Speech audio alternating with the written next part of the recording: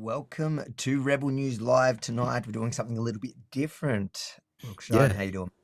I'm doing good. I'm doing good. It's been fun setting up all the tech and trying to get all this to work. So the third piece of the puzzle, Benji, will be joining us soon live from the event. So that should be fun. But yeah, look, it's going to be an interesting night, Avi. A lot of people are anticipating various outcomes. I know a lot of the people that watch our shows would probably want to see One Nation come through on this by-election. I've seen some people in the comments asking, is there even a by-election happening? So it's going to be an interesting night, I think, regardless, because it will tell us how One Nation is performing here in Victoria. Whether they win or lose, it'll give us a good indication, especially in a metropolitan seat here within the Nepean electorate.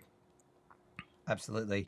It's about 25 minutes, a bit over 25 minutes till the polls close and those numbers start to come through. I imagine it's going to be a kind of quick counting, but I wouldn't put anything past the VEC. I don't want to pick fights with them because I've just filed my application for my party. See, my competition is going tonight, running in the election, One Nation. These are all my competitors in the That's Free right. Palestine Party. Yeah. No longer, I don't need any more members, guys, as much as I love you guys. So that should be coming through pretty soon. So I don't want to pick fights with the VC, but we do know that maybe they got a heart attack when they saw the application actually come through. So it might be a little longer to count tonight. But as you said before, we've got Benji on the ground live, going to give us a live feed, high definition live feed from there, cover all the speeches, all the reactions as it happens. He'll also be hearing in the show, so he'll be able to go around, get people to react, win or lose. And I think Yeah. win or lose, look, I obviously want One Nation to win. I want to keep that momentum going. I think it's going to give people an extra boost. Not that they particularly need it. It's not the most important by-election of the world, of anything really, because in 6 there's another election. This is for a seat. This is how much of a flop the Liberal Party is, that they lost their member 6 months from an election. There's forced a by-election. Couldn't just keep him on. Couldn't even keep their own person on for the Yeah. last months. That just shows you, why would you put your faith in such a party? They've got to earn your trust. I think a group that has earned it, the people that are putting in all the work, is One Nation. I've said that for many years. It's not just a new thing. So I do hope they win it, just to show that Victoria is like South Australia. But even if they don't win it, we get to see the kind of numbers. Yeah. People, what were the percentages, and how it plays out. It's going to be an interesting night just for that. I believe the actual party, so we'll have a live feed from the party room there at the pub in about probably 15 minutes. However, the party's not starting, I don't think, officially till 7:30. So I imagine from 7 it'll be busy. So you'll have a bit of an empty pub Well, room, but I believe you we'll have a try. few We'll try to guests. keep you guys entertained because we have a few, because we spend a bit of time in Nepean, Avi, covering Pauline Hanson's visits there. So some of you guys might have missed some of those videos. So it'll be interesting to see what the locals were saying leading up to the election. We'll also look at some of the reactions online from the news, and even one of the things that we can do on this show that most shows that cover elections don't really do. We'll actually go to X, see live reactions from everyone else. That's rest of us, the rest of the people of Victoria, as well as your comments coming through. So you can do super chats, participate in the conversation, and take part in the electoral process in that way. So it's going to be exciting. There might be a little bit of dull time here and there, but we'll try to keep it entertaining. Obviously, we'll have Benji there roaming throughout the night. Avi will join in throughout bits and pieces. I'll be hosting most of the night, and I'm also trying to get Toher Field to join in to help us with some analysis. So he should be jumping in at some point throughout the night as well. So lots of things going on, but guys, settle in, flick back and forth between the different things, but come back to our stream, take part in the conversation, because this is where the people are, Avi. You see the comments. This is Don't where the flick. people are. ABC can't do this. Sky News won't do this. This is how it's got to be done in the future. I don't know what Rukshan's talking about. Don't flick to anything. Go chuck it on your big TV. No, I mean you can be casual. You can see the other stuff, but it's nothing. It's not impressive. This is more fun. This is where it's at.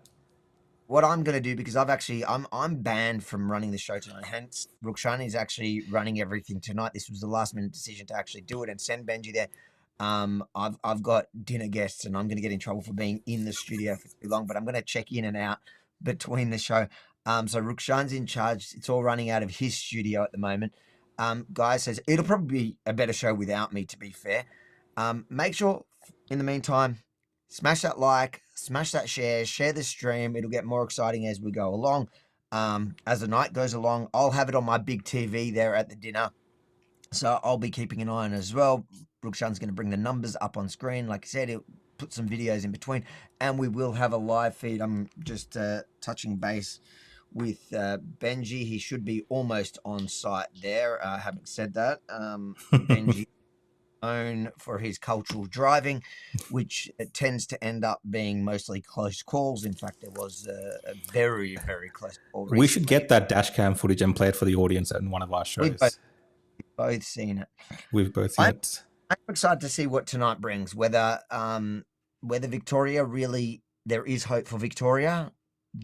Whether the numbers that are the polls that, well, firstly what we saw in South Australia, whether Victoria is not a completely lost case, and Victoria can be a state that is saved by one nation, or whether we are that basket case. Whether we are.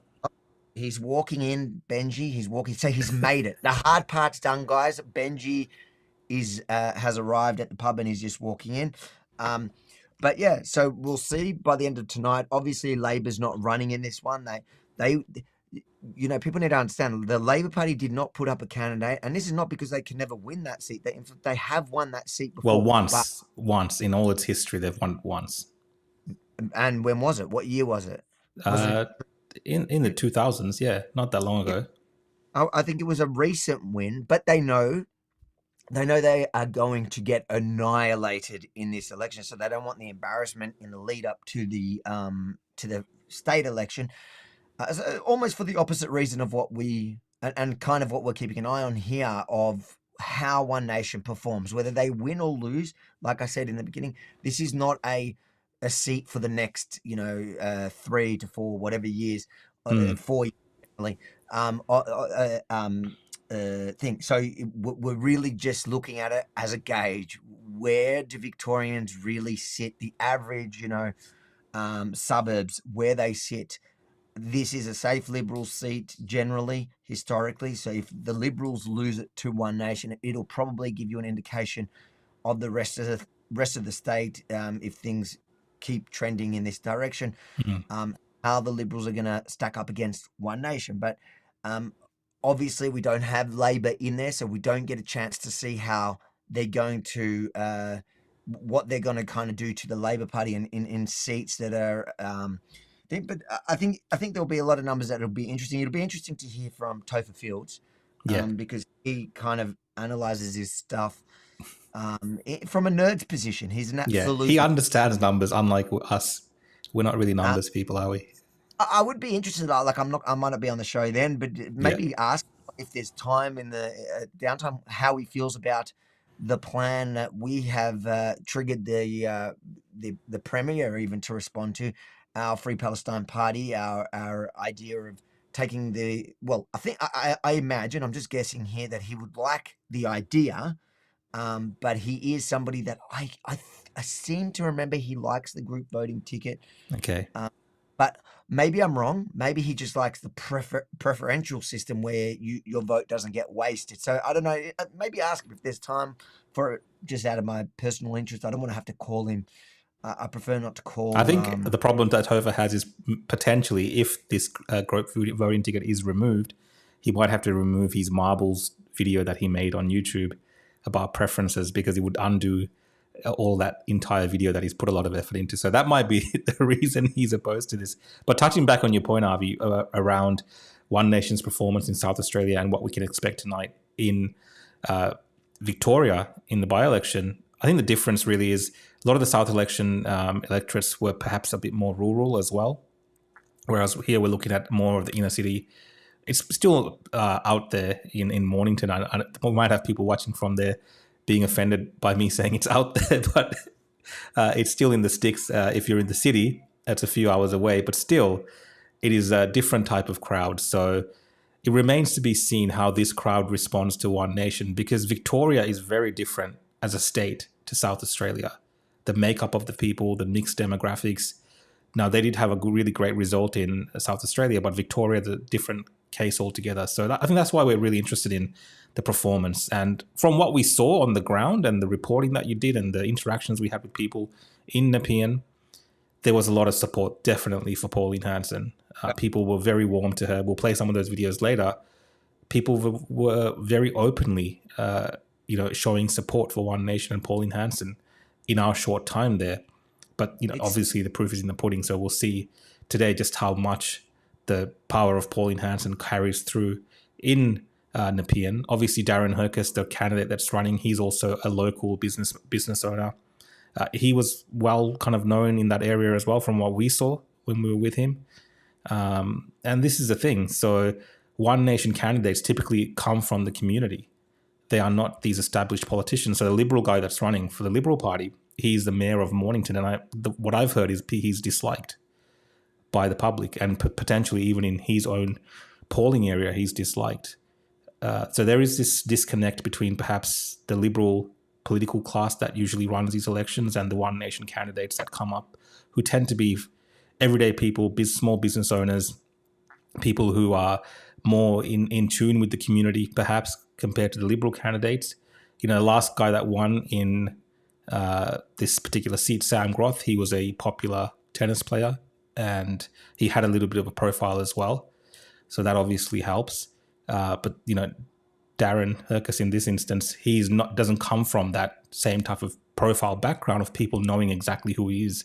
So if he has a really good result today, winning is obviously amazing. But even if he gets close and it's a tight race, it'll really give us an indication just how well One Nation is, looking to perform in Victoria come November for sure. Totally. Look, I walking those streets with One Nation on those couple of days that we're there, I've got to say it's something that I wouldn't have imagined a few years ago, even just a few years ago, even in the last election, to see people so willingly, openly walking up and showing the love. There was a little bit of what you would expect, a couple of screams here and there, a couple of protesters crashing the press conference.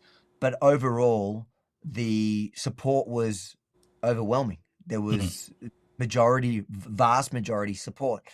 Will that translate in the polls today? That's the $1 million question. What are you predicting? Look, the bookies are projecting that the Liberals are going to win. A lot of the media press coverage are predicting the Liberals are going to win.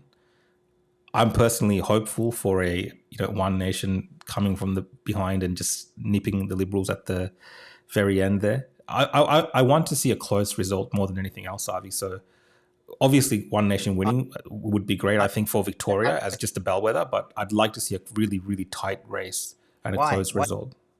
I want to see a tight race. No, as in if it's a Liberal blowout, if the Liberals kind of come in and smash this for some reason, which I doubt, it would give a really bad indication of where this state is headed. Sure. The whole uni-party politics and everything that goes on between the Labor and the Liberal Party in Victoria, it's been a mess for a long time. So having that third party option in One Nation and having a strong showing, I think will really, put more confidence in Victoria instead of had enough of the uni party. There will be many critics. Benji's ready? No, you confused me for a second because I thought you said you wanted a tight race. I didn't realize you meant you just didn't want the Liberal Party wiping One Nation out. Personally, what I want to see is a wipeout of the Liberals. I want to see that orange wave. But like as you say, One Nation is coming into this one in this particular seat as the underdog. Yeah, they're coming in as the underdog, and I mean that would be a remarkable story. Especially, there's a lot of excitement in the air. That's why there's this One Nation gathering as well for all the volunteers and members and supporters that we're covering today as well. And there is a momentum building for One Nation here in Victoria, which is great to see. They're very new to Victorian elections. The last time they ran was, I think, the last state election, and they got one through in Ricky Lee Terrell. I forgot the exact seat, but they're very new to Victoria, but they're already building a solid base and foundation of supporters. Ricky, it wasn't. Yes, that's a lower house seat. Yeah. Yeah. I think it's upper the Did she from win the Senate? from She won the House? I think the Senate from memory. I don't know. Maybe it's a lower house. It's been a while since I looked at those figures. Let's look it up. You can look it up. You can. Well, I'm just seeing where Benji is. I think he's just setting up the camera now in the after party thing. Welcome to everyone who's tuning in. So obviously the polls close. You've got the little ticker there on the side that's telling us in about 12 minutes the polls close. We'll start seeing those numbers. I imagine quickly coming through. We're going to watch a few videos from the campaign, especially in the 2 days that Pauline Hanson was there. Got some guests coming in tonight. Make sure to smash that like button, help the algorithm, especially as the night goes on and we see those results. Let's make this a big stream. Tonight's Rukshan's stream. For those of you that have been tuned in the entire time, as you know, I'm on dinner duties, so I'll be a viewer tonight, like many of you. But I will log in, especially if they win. I'm going to log in probably after a few. So it'll be well worth tuning in for that. Yeah, definitely. And I think in terms of time, like obviously this is not a normal election night where there's a number of results coming in from different seats. The VEC and the people counting the results really have one job to do. So hopefully they can do that adequately in a quick and timely manner, and we should be wrapping up, fairly soon. And obviously we'll get some coverage of what's happening inside the One Nation after party as well. But I'd expect a pretty quick turnaround in terms of results, Avi, tonight. He says he's got a now. He's got a live now, is he? Okay, let's see if we can get that live stream coming into us. Okay, so this is going to be probably an empty room for now. Are we seeing it? Let's see if Benji did his job. Benji had one job, a bit like the VEC, but like the VEC, I don't have much faith in Benji. I'm not seeing anything yet. Let's have a look.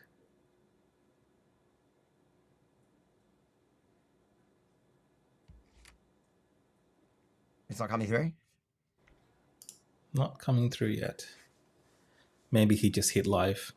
Yeah, let me just mute me for a second. Go onto your screen and mute me for a second. I'll make the call. Should we do the call live on it? But here, let's call Benji. Let's call Benji. Yeah. Benji, it doesn't seem like the live's coming through. Did you select the actual? You did it every. After party, yeah. It's on. Like after party's on.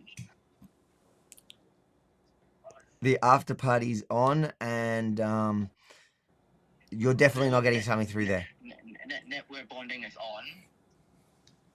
on. Yeah. Let me have a look again.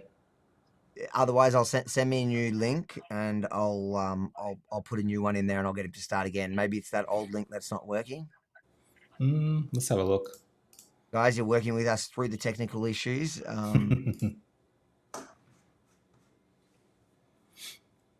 Did you hit go live, Benji? Yeah. I did that already. You want me to do it again? You want to close it? No. 1 second. Let's see. Let me check Benji.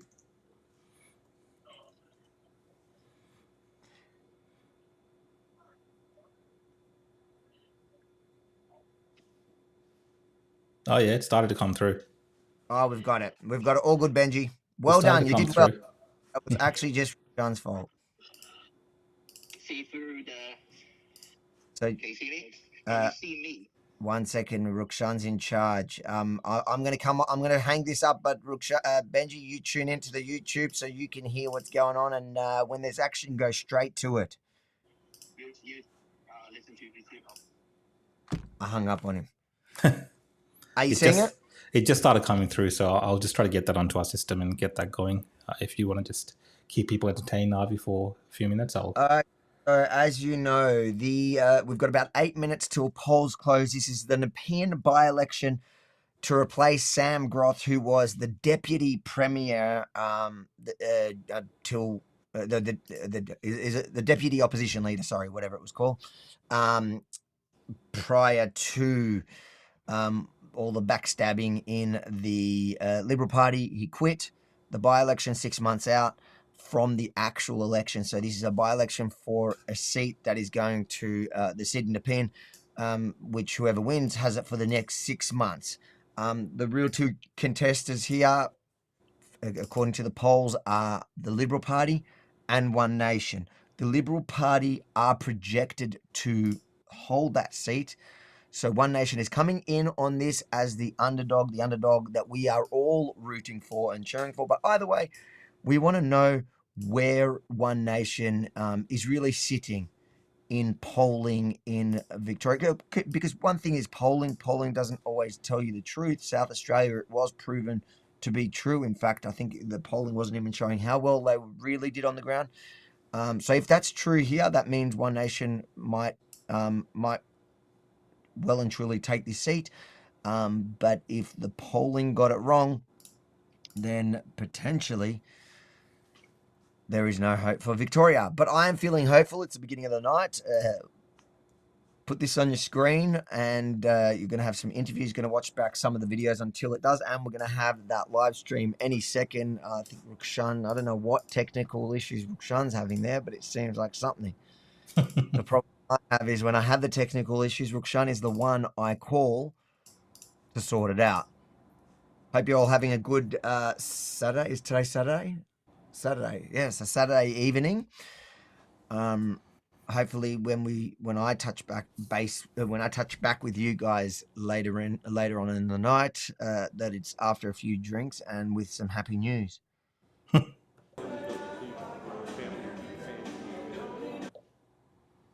That's amazing. There we go.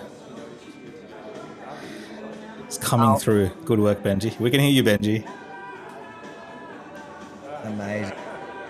So, guys, that's the room that we're going to get from the One Nation gathering that we'll be bringing tonight as well. And Benji can obviously move the camera around as well. I feel like we're missing out. That looks fantastic. Yeah. It looks better than the other event that we did the other night. It looks like it's going to be a good night. And I believe there's about 250 people coming as well, Avi. Is that correct? Or? Booked out. Sold out in 3 hours. There's Benji. Look at Benji, everyone. Everyone give Benji a thumbs up. And he can hear himself. He's really impressed with the fact that you can see himself. It's so funny for somebody that actually made the technology. He's so excited by it. What's he wearing? He's in his active wear. He's gone dressed for the occasion. Kids there already.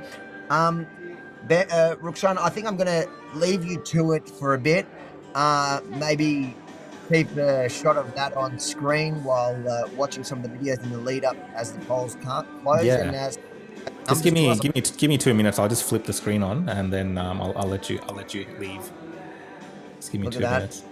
The first live stream that we're doing where Rukshan is completely in charge. Very exciting. That event starts in about an hour and a half. But the polling numbers, we should have a good idea. It's going to be interesting because we should have an idea of whether what it looks like if they are going to win when that actually starts. So possibly, I don't know how long it's going to take them to count it, but I imagine within a couple of hours we'll know. So we'll be able to feel the vibe. It'll either start on a really happy note, or people, who knows? Yeah, for sure. We'll all be on my TV at this dinner that I am hosting. That's why I'm not allowed to. You're free to go, Avi. I think guys, you can see the room. Obviously, people aren't really get there yet. There's still a lot of time. The polls are closing. A lot of the volunteers would still be working there, finishing up, and they'll be heading to this particular venue at a certain time. So we'll bring you that when that's happening. But for now, Avi, thank you for your time with us. We're going to show the audience some of the work that you've been doing in Nepean to fill in the time. Keep the room always on screen so people can see that that's Yeah, I'll sort that out while your video is playing. So see you soon. Hop back in later. Thanks for doing tonight. Thanks, mate.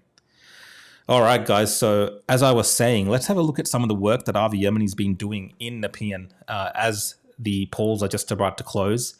We'll start getting numbers in, and as soon as those numbers start coming in, I'll bring them up on screen. I do have the ability to bring some of that data thanks to our very own publicly funded ABC. I have no shame in taking the data from the ABC and also from the VEC, but data from the Victorian Electoral Commission coming through as well. So we'll have the results as they come in, For now, we're just going to look at a few news stories that Avi's covered in that region. So just so you can get a bit of an idea of the mood of the people as we wait for the results. And then we'll be joined by Toher Field at some point. And hopefully Avi jumps back in, and then we'll switch to Benji at the location, and we can hear from some of the One Nation volunteers, some of the One Nation team here in Victoria, if they want to speak on camera, and bring you that coverage as well. So for now, guys, bear with me. I want to bring you some of Avi's work from Nepean. So let's just get that on screen. Go. Let's just get the audio through for that as well.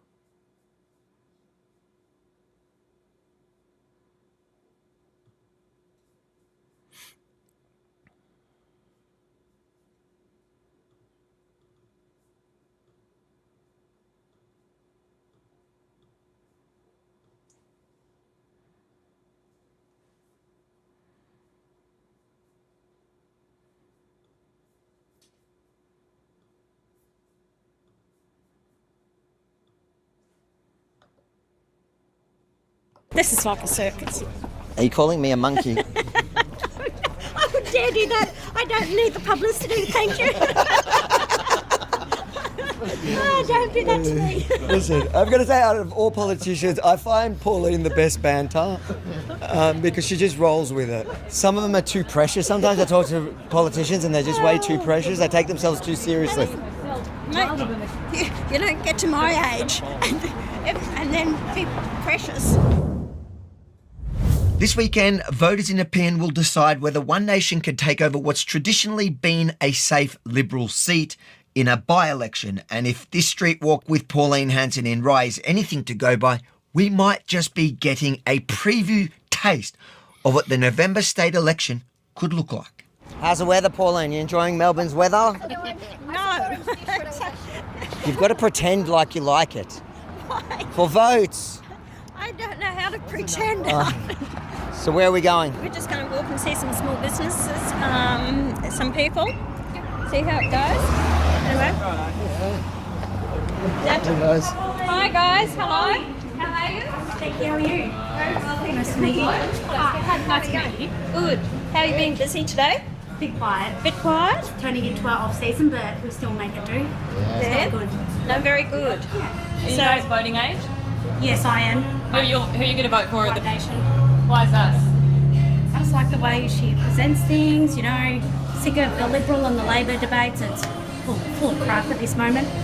I think it's fantastic from the young generation, but I'd like to ask you, what do you think of the problems with your age bracket moving forward? Oh, the housing crisis, like fuel prices going up. Like I'm 22 now and I'm still living at home. I want to be able to move out, start a family one day. At the moment, I can't because prices for housing is ridiculous. Even renting? Even renting is ridiculous. Does it surprise you? 22, so quick to say she's voting for One Nation? Yeah, no, because I'm hearing it more and more, and it's surprising enough. Doesn't matter where I've gone to, the Cedar Farrer, Albury, I'll get it in Brisbane. No matter where I go, a lot of the young ones are actually now changing their opinion, and they want change. They're really concerned about the way the country's going. They don't see a future for them. What do you think was the turning point for that? Have you noticed something that caused that change, that suddenly the younger generation, because only a few years ago they were all at that age, the Greens? True, I know. I'm constantly asking myself that. Why is the reason? I think because of the high immigration levels that we've had come into the country, and of course then they can't get the rental accommodations, they can't get out of living with their parents, they want change. A lot of them worried about their jobs, future, owning a house, and I think living with their parents too, the parents are starting to realise how hard it is for them, and their kids are starting to take note of what's happening to their parents. Are you happy to get the coverage that you get from Rebel Media? You're getting good coverage from him. Oh, it's fantastic. Is it? I feel like that was. You can do I feel like that was a We do dig. too. You can do the same. Do you make this yourself? Most of them, yes. Good on you. Otherwise, the rest are made in our warehouse in Melbourne. I make my own ice cream at home. Isn't that great? Mulberry, yeah. Let you know what's in it. Will you tell us why they got your vote?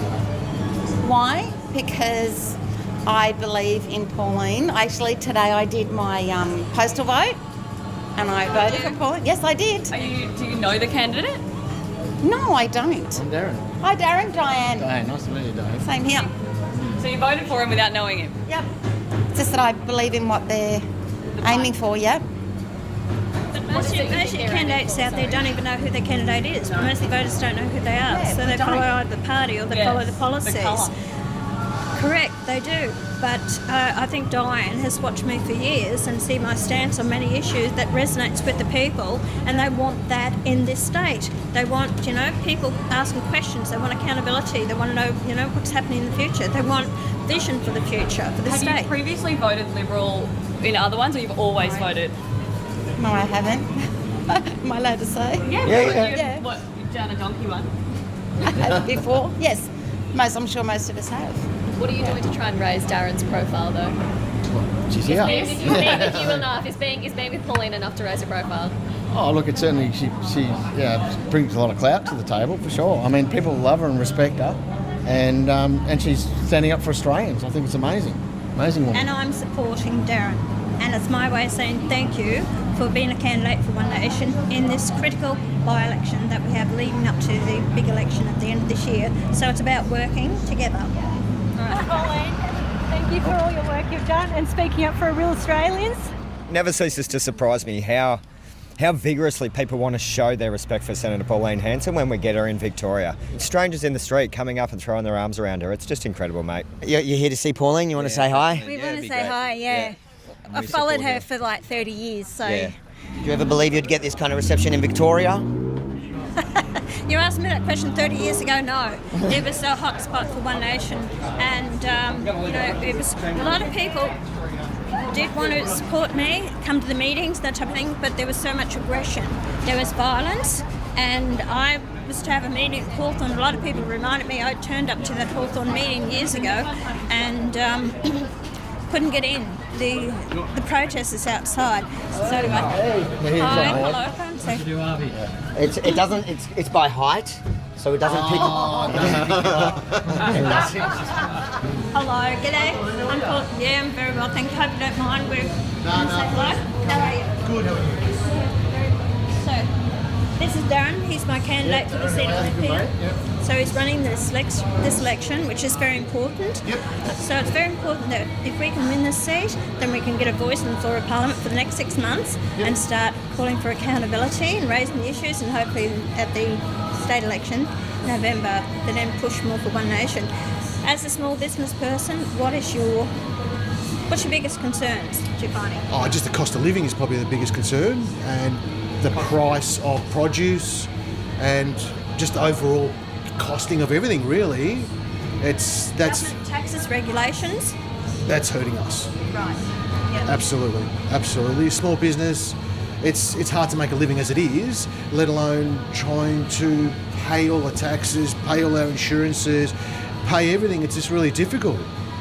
Is it state government taxes or it's like local government? Or State. Mainly state. Mainly state. That's our business. We've spoken to quite a few people that are actually going to go under with their businesses. They've had enough. I hope you're not one of those. No, we're a family-owned business. So it's me and my wife literally run a business. So it's difficult. It is. It's really hard to make ends meet. We've got to literally work 14, 16-hour days to try to make ends meet and and that's what's making it really hard. I know. I've been there myself. I've had to do those long hours myself because I didn't have the money to pay for staff and wages. Until you build up the business, then you've got the turnover to do it. And then it's finding the right people that can do the job and put the work and effort exactly in. what Pauline, with the way it is, the way our industry is. Have you decided who you're voting for in this by-election? No, not as of yet, but I think we'll be definitely, looking at a change.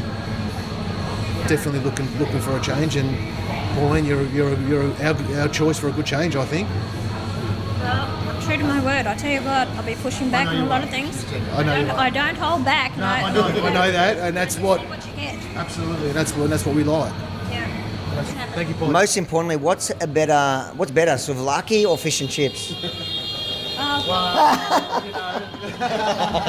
I just got assaulted by Pauline Hanson in the souvlaki shop, caught on camera.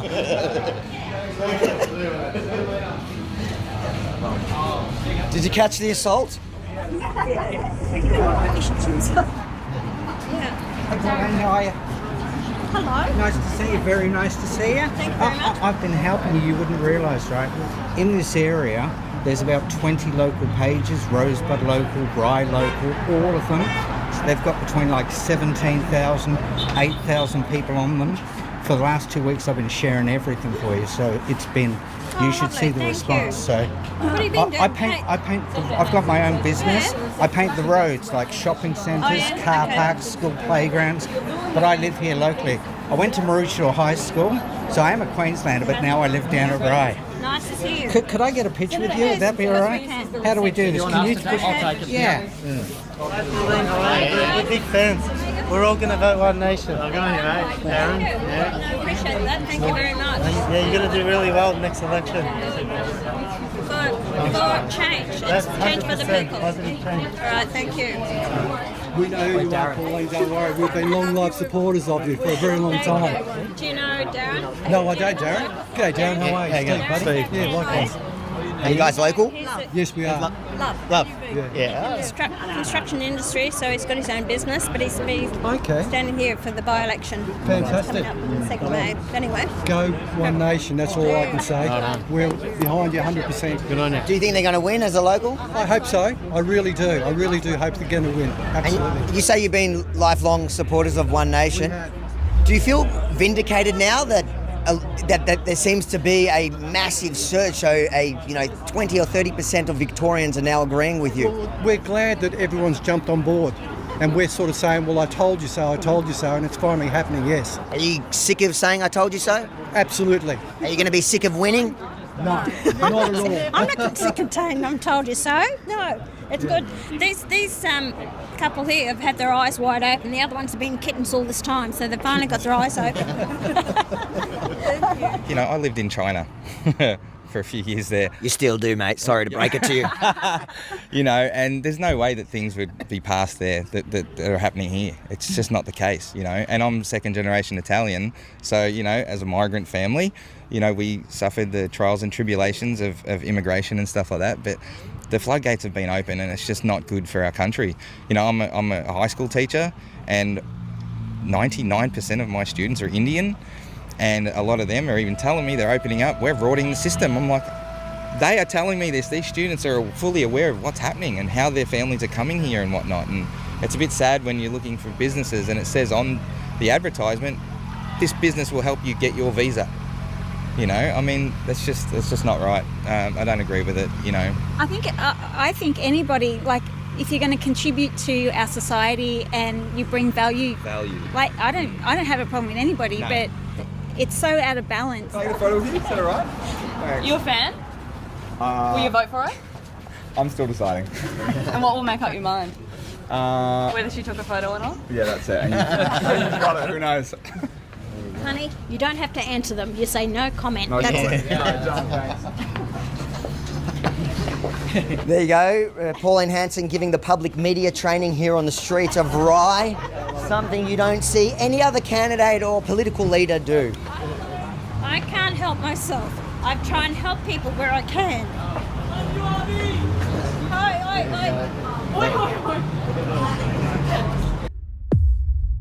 If you enjoyed this report, make sure to like, comment, but most importantly, share it far and wide, because yes, there were mainstream media journalists around, but the last thing they'll do is humanise Pauline Hanson by showing what she's truly like. So it's up to you guys at home. And then if you support our mission on the streets of Melbourne, please consider chipping in at protectavi.com or by scanning this QR code, because we can't do this kind of work without a security guard. We had a great guy on the day, but we need your support. We need your help to fund those costs. So protectavi.com or scan that QR code right now.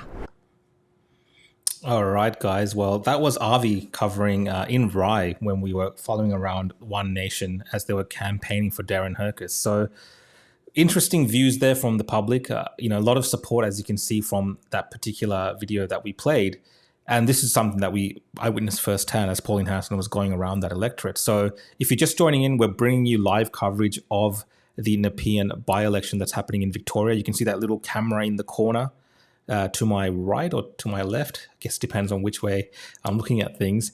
but that is from the One Nation after party that's going to be taking place, regardless of the result. The One Nation candidate, as well as volunteers and other members and supporters of One Nation will be gathering, and we'll bring you live coverage of that and hopefully hear from some of the people in the crowd, as well as people from One Nation and hopefully maybe even the candidate himself. So that will be happening. It's starting a little bit later on. Obviously, the polls just closed at 6 p.m. and the process of counting begins. I've got a first preferences there with the results when they do come in from the VEC. This one is particularly from the ABC, our publicly funded broadcaster, so no shame in using their results, but we will get them from the VEC as well and ensure we're giving you accurate information as the night progresses.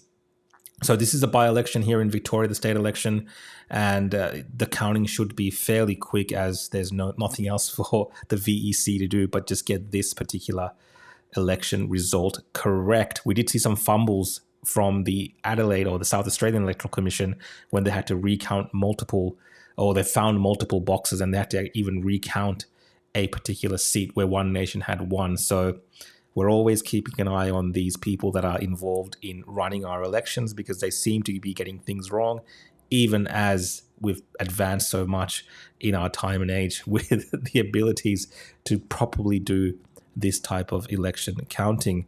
Now, what we'll do is, in the meantime, while we're waiting for these results to come in, I do want to get to some of the super chats as well. I know there's about 6 of you that have contributed super chats, so let's have a look at the super chats. And we'll have a chat about any particular points that you guys have. This is from Anthony, one of our supporters that always jumps in with this particular comment. Let's find a nice place on the screen for the comments because there's a lot going on today, unlike our regular shows. Let's put it here. I think this is good. Anthony is blaming Donald Trump. He is saying this in jest, guys. Every show that we do, he blames Trump. Just like the left, everything is Trump's fault. Of course, if Darren Hercus here for One Nation ends up winning, I'm sure the left would blame Donald Trump here in Australia. So that's how insane this is. We got a super chat here from Cruel Intentions. Thank you for the super chat. Evening, boys. Thanks for covering this. Let's go One Nation. And thanks also to all the haters here boosting the algorithm. I agree. Thank you, everyone, for joining in, even those trolls that love to jump in the comments and say things that no one really cares about. We got here from Rick Down Under. Wait for it. Words with a clock as the A. Bit of mystery there, Rick. Maybe I didn't understand exactly what you're saying. Okay. A rainbow clapperboard with the words behind the scenes. You are putting through super chats with emojis that don't translate that well into this particular format when we play it on our screen. But thank you for the super chat and thank you for the support. We appreciate it. Shameful Music says, love the media backlash on the Free Palestine Victoria Party. Do you think the law will change now or will they do a ban Islam party in response? Very interesting. This is, of course, not related to One Nation because this is Avi's political party. So Avi is actually a leader of a political party. I believe he's just filled in his forms and sent them over to the VEC because they have the numbers for the Free Palestine Party, which will be running in the coming up November election here in Victoria. And this has caused great controversy, great debate, as all the media, all the political pundits and the elite political class of the left especially have lost their minds around what Avi and others are doing by taking part in the process of democracy. And in this instance, the Free Palestine Party, which is a worthy cause to free Palestine from Hamas. Avi is someone who is willing to put his name out there and fight for this cause for Victorians. And in the same breath, it's also exposing the issues with the group voting ticket here in Victoria. So as the super chatter said there, it could potentially lead to change in the system. So Avi could be a reformer of the Victorian electoral system if they do panic and, push through a change to get rid of parties like the Free Palestine Party. It'll be interesting times ahead. I'm sure Avi will have plenty more to say about it. And I've even heard about other parties coming up in the work. So you might be onto something there about other parties. There's already a Save the Environment party as well. We've got a super chat here from Murray, from the Murray to the sea. Thanks for the super chat, Virtual IR. I appreciate that. Don't give people ideas. Then we got one here from the Oder Churchill 4020. The other Churchill 4020. I'm hoping Liberal only because I put money on it. Fair enough, mate. Fair enough. And I think the odds are in your favor as far as the bookies are concerned at the moment. But stranger things have happened, and we are in a very different time politically where more people are resonating with One Nation. And that's why there's so much interest in this by-election to begin with, because of the surge of support that has come One Nation's way. We've got a super chat here from Rick Aussie. World elites have Albo and Australia by the nuts. It's all a stage. Long live Alex Jones and Pauline Hanson's One Nation member. You're a Pauline Hanson One Nation member. And long live Alex Jones. So Alex Jones is interesting. InfoWars, it was his last show just the other day on InfoWars proper. It's now the Alex Jones Network. If anyone is wondering where you can find Alex Jones, he's on the Alex Jones Network. But yeah, I agree with some of your sentiment there, mate. Thank you for the contribution and thank you for the super chat. We got one here from Darren Keita 698. Lemon character holding his hands with gratitude on his face. Thank you for the super chat emoji sticker. We appreciate it.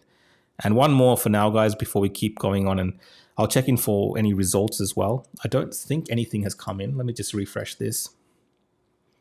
No. We got one here from the real Eric Alistair. The left keeps misgendering the phrase Orange Man bad. Been a while since I super chatted. Awesome work you guys are doing. Mate, we know who you are. Thanks for joining back in on the streams. Appreciate it. And super chat here from Bravo Mike. Is this Avi Mandering? I'm not sure what Avi Mandering means, but if you're wondering if Avi's been replaced by the DEI, you're correct. This is eventually what happens. So Avi's been transformed into someone that looks like me. So this is the future for Avi. Guys, thank you for the super chats. We really appreciate it. We really appreciate you guys joining in tonight. As you can see, the room there is still not much action happening there. Let's just have a closer look at what's going on in that room. Hopefully Benji's listening to the stream so he can give us a bit more of a camera. Benji, if you're listening to the stream, move the camera around a little bit. Give us a little bit of a view of where the One Nation event is taking place. We will be crossing to this later on. So let's have a look at the room. It's got a full view.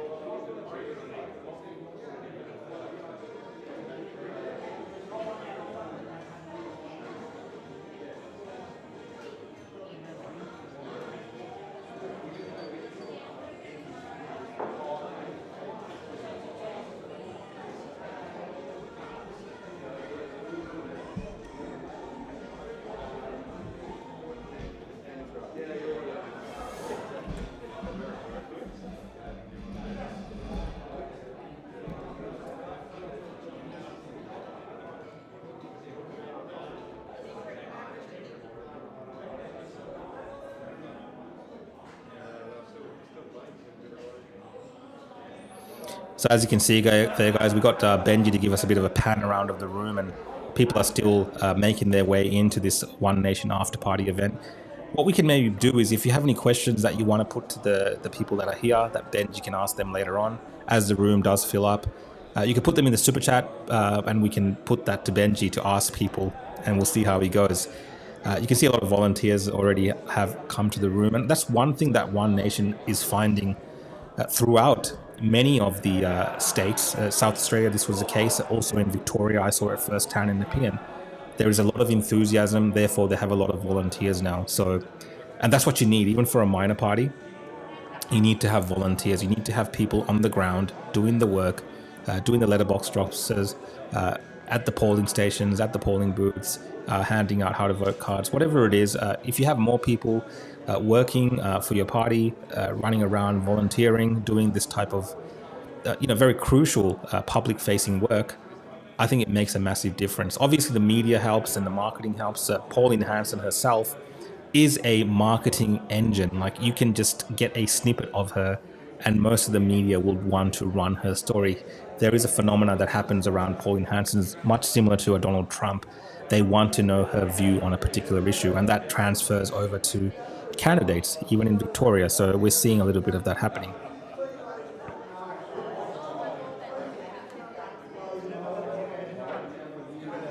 We've got a super chat here, if I can bring it up, from, let's just make it smaller.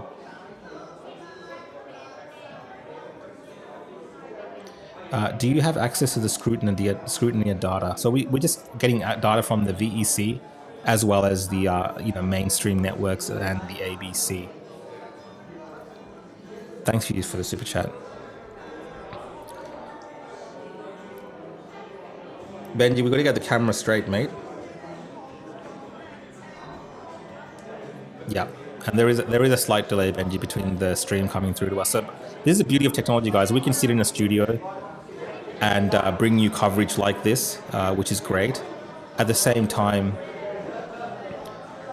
we can bring in the data that we're seeing, the results that are coming in, as well as the guests and some analysis as well. And I know a lot of mainstream media does this, and sometimes the ABC does it. This particular time, I don't think the ABC is doing this.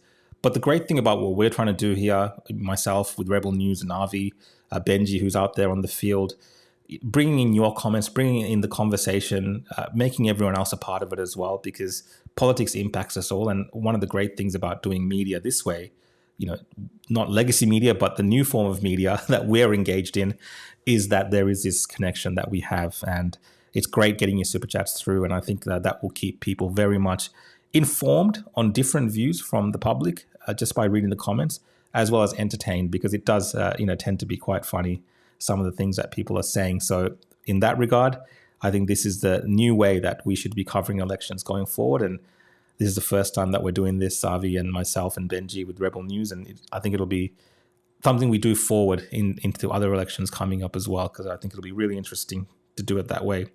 Now, while we're waiting, so you can see we're still waiting, I do have another video from Avi in Nepean that we'll play. But we will check the news. Let's check the news. Let's see what the news is saying, and let's see what X is saying about the Nepean by-election. So let me jump to X and hear what people are talking about on Nepean.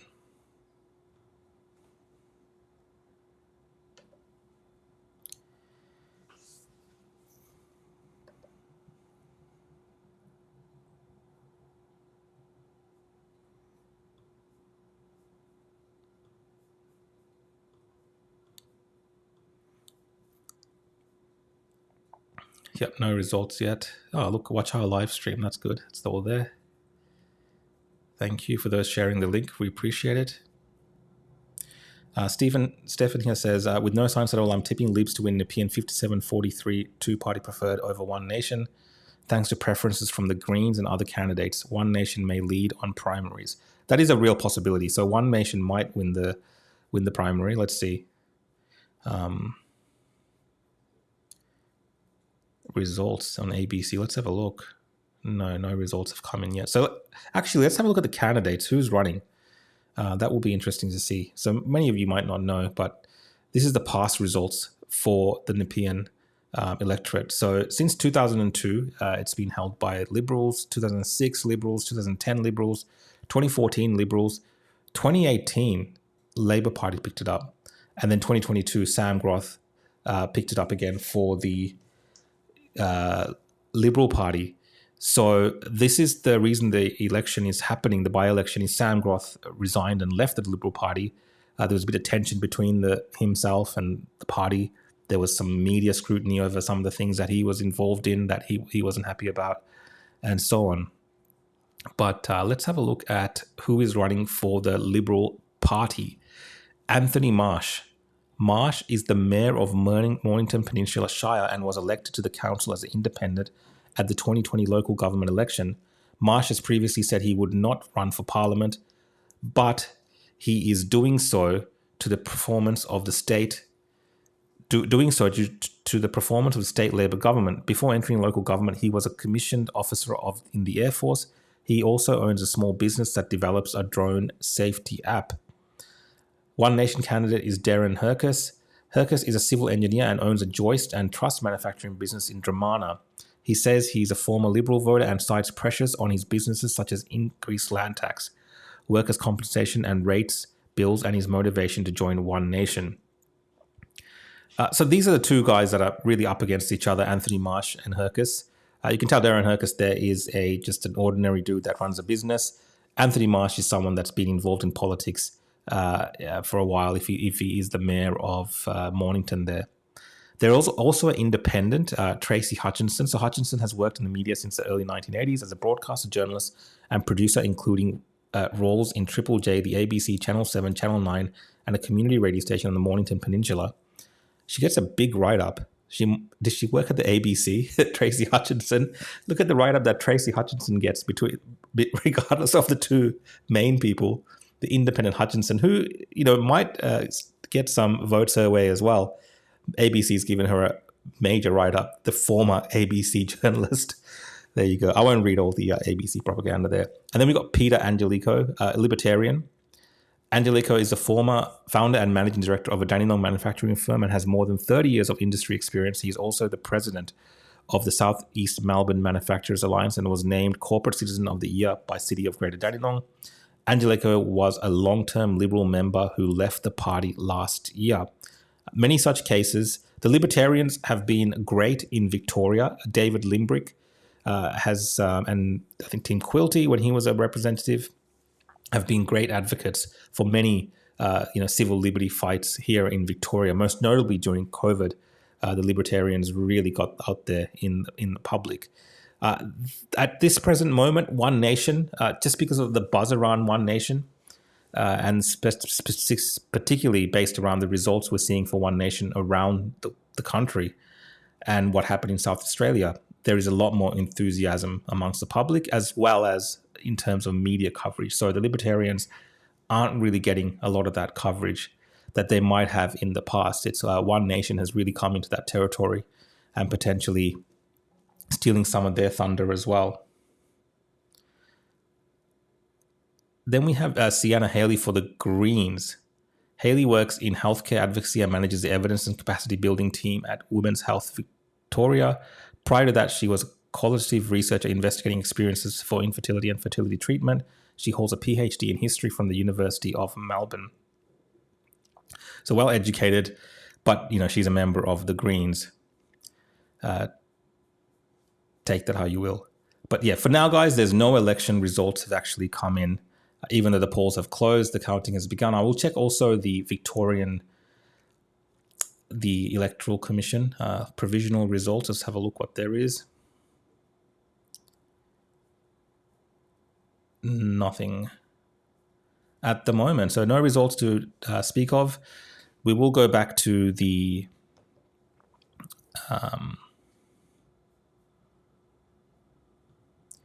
this is the party room, so we'll bring you that later as well. As you can see, there's a bit more action there now. More people have gathered. I can see there, we can see Warren Pickering, the state leader of the One Nation Party, holding a picture board. So they're all gathering there at the moment. I'm trying to make this as interesting as I can for you guys. But you know what would make it interesting for now as we wait for the results? Watching Avi Yemeni. We will go to a video of Avi's from the last time we were at a One Nation event in Nepean. And this was interesting because one of the things that we've really seen is a lot of Liberal Party members switch up to One Nation. And even former Liberal Party candidates now running as One Nation candidates. There is a real shift happening. So the members are leaving the Liberal Party and joining One Nation. And the former candidates who once ran for Liberal are now running for One Nation. And we have one story that Avi covered similar to that, which I'll play for you now as soon as I find it. In the meantime, guys, you can keep chatting away there in the conversation. And if you leave any super chats, we will bring that those comments up on screen as well at some point.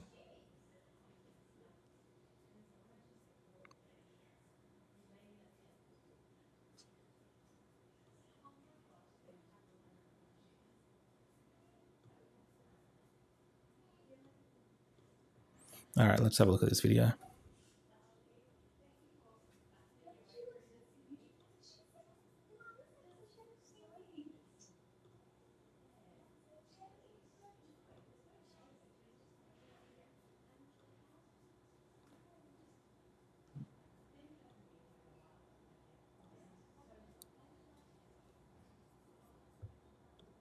Even the very candidate they put up against Daniel Andrews in Victoria has now walked away to join One Nation.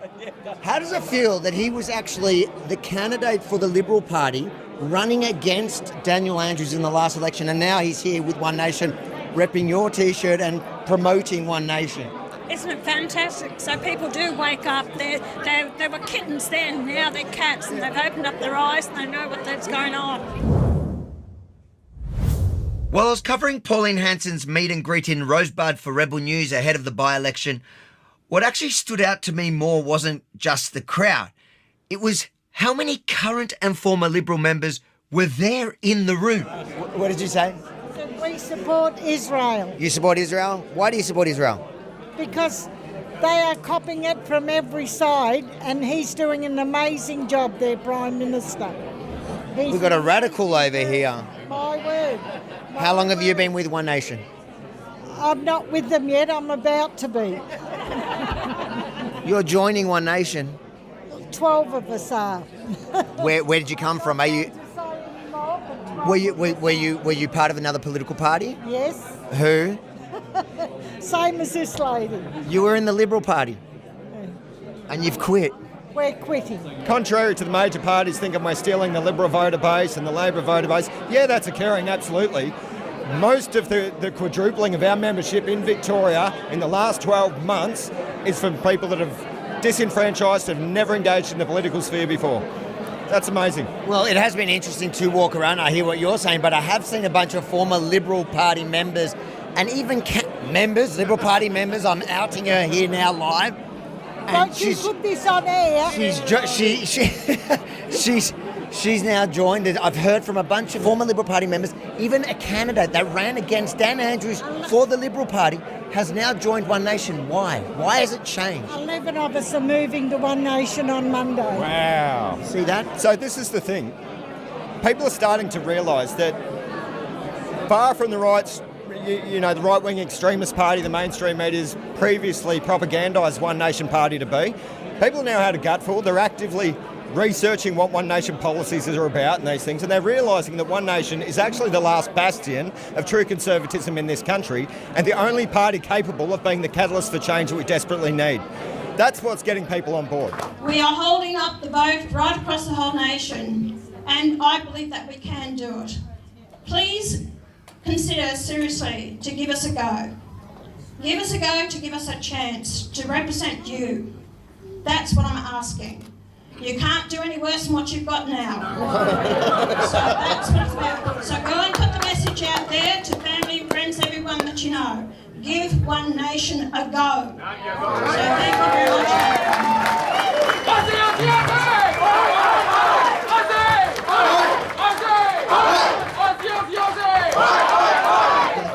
Are you seeing a lot of people from the Liberal Party moving over to One Nation? They are. Why? Because they're not listening to the membership. That's what. The Liberal Party have a lot of very good people. I'm not saying they're all like that. It's just the management need an overhaul. What was the final straw for you to move from Liberal Party to One Nation? They just lost their direction. So even at a SEC, FEC kind of base level, like they just lost their way. They were just treating their members like just numbers. Look, I have many friends in the Liberal Party, but unfortunately, they've lost their way. The only way now is to vote One Nation. What may have started as a protest vote originally is now people realising One Nation is the party of common sense. One Nation is solution-oriented. One Nation is not going to engage in tit-for-tat smear campaigns. We're just going to get on with the job with delivering outcomes, and that's what we're here for, and that's what people are getting on board for, mate. I love it. We've got amazing politicians in the Liberal Party, and even they're not getting the right treatment, so we're going. How long have you been a Liberal Party member? 12 years. How's that possible when you're 21? You didn't... Federally, we're seeing them steal the policies of One Nation. Do you think the Victorian Liberal Party are going to do the same, or...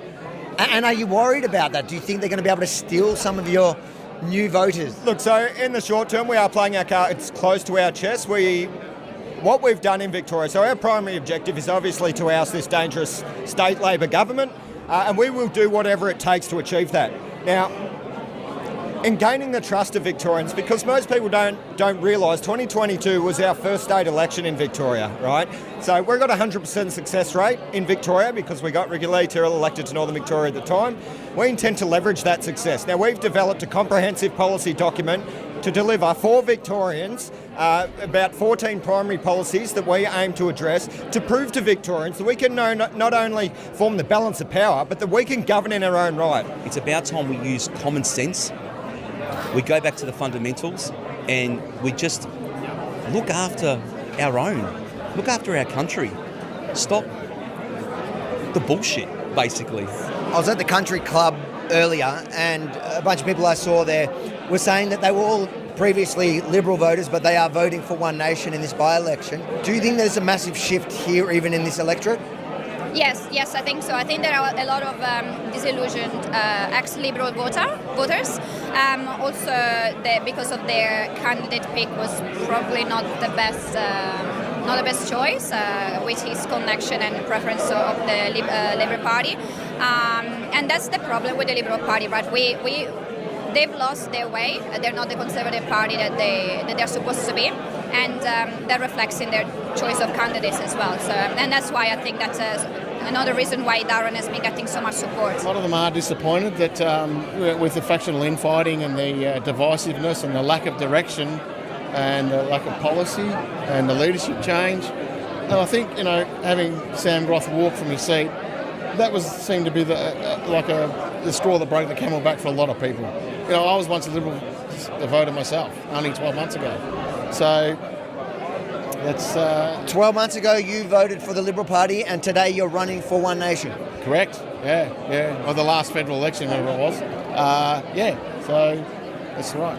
I've become disillusioned with the Liberal Party myself at the time. So I think we'll get a lot more people on side once we do deliver that policy document. We're not scared about other parties stealing our policy.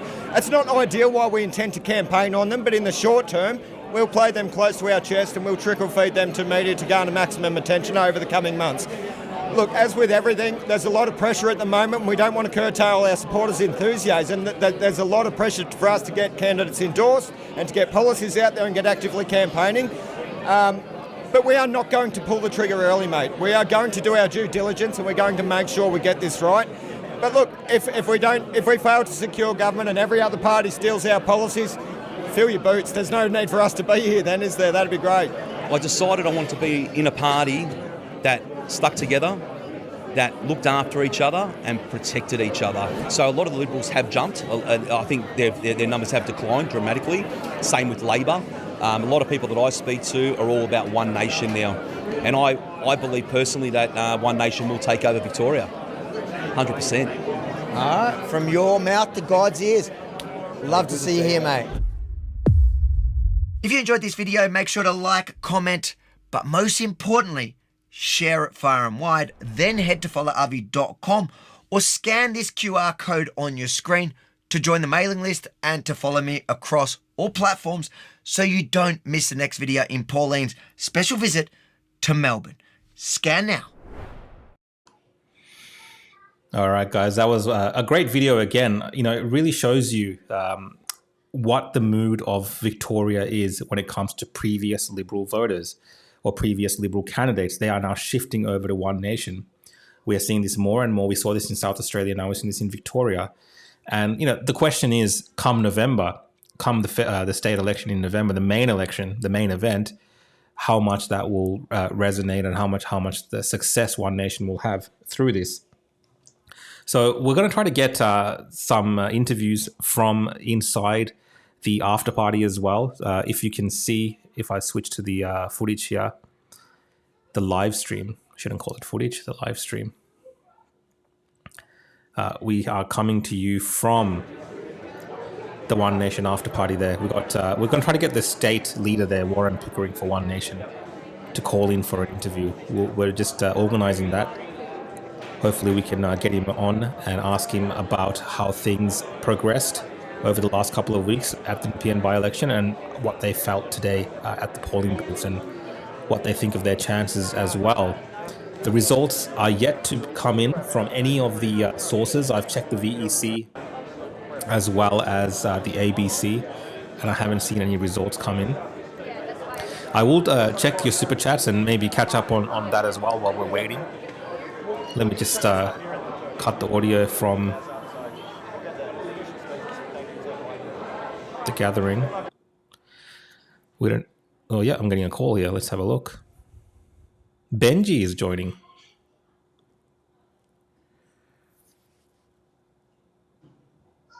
All right, maybe we're going to get. Let's have a look.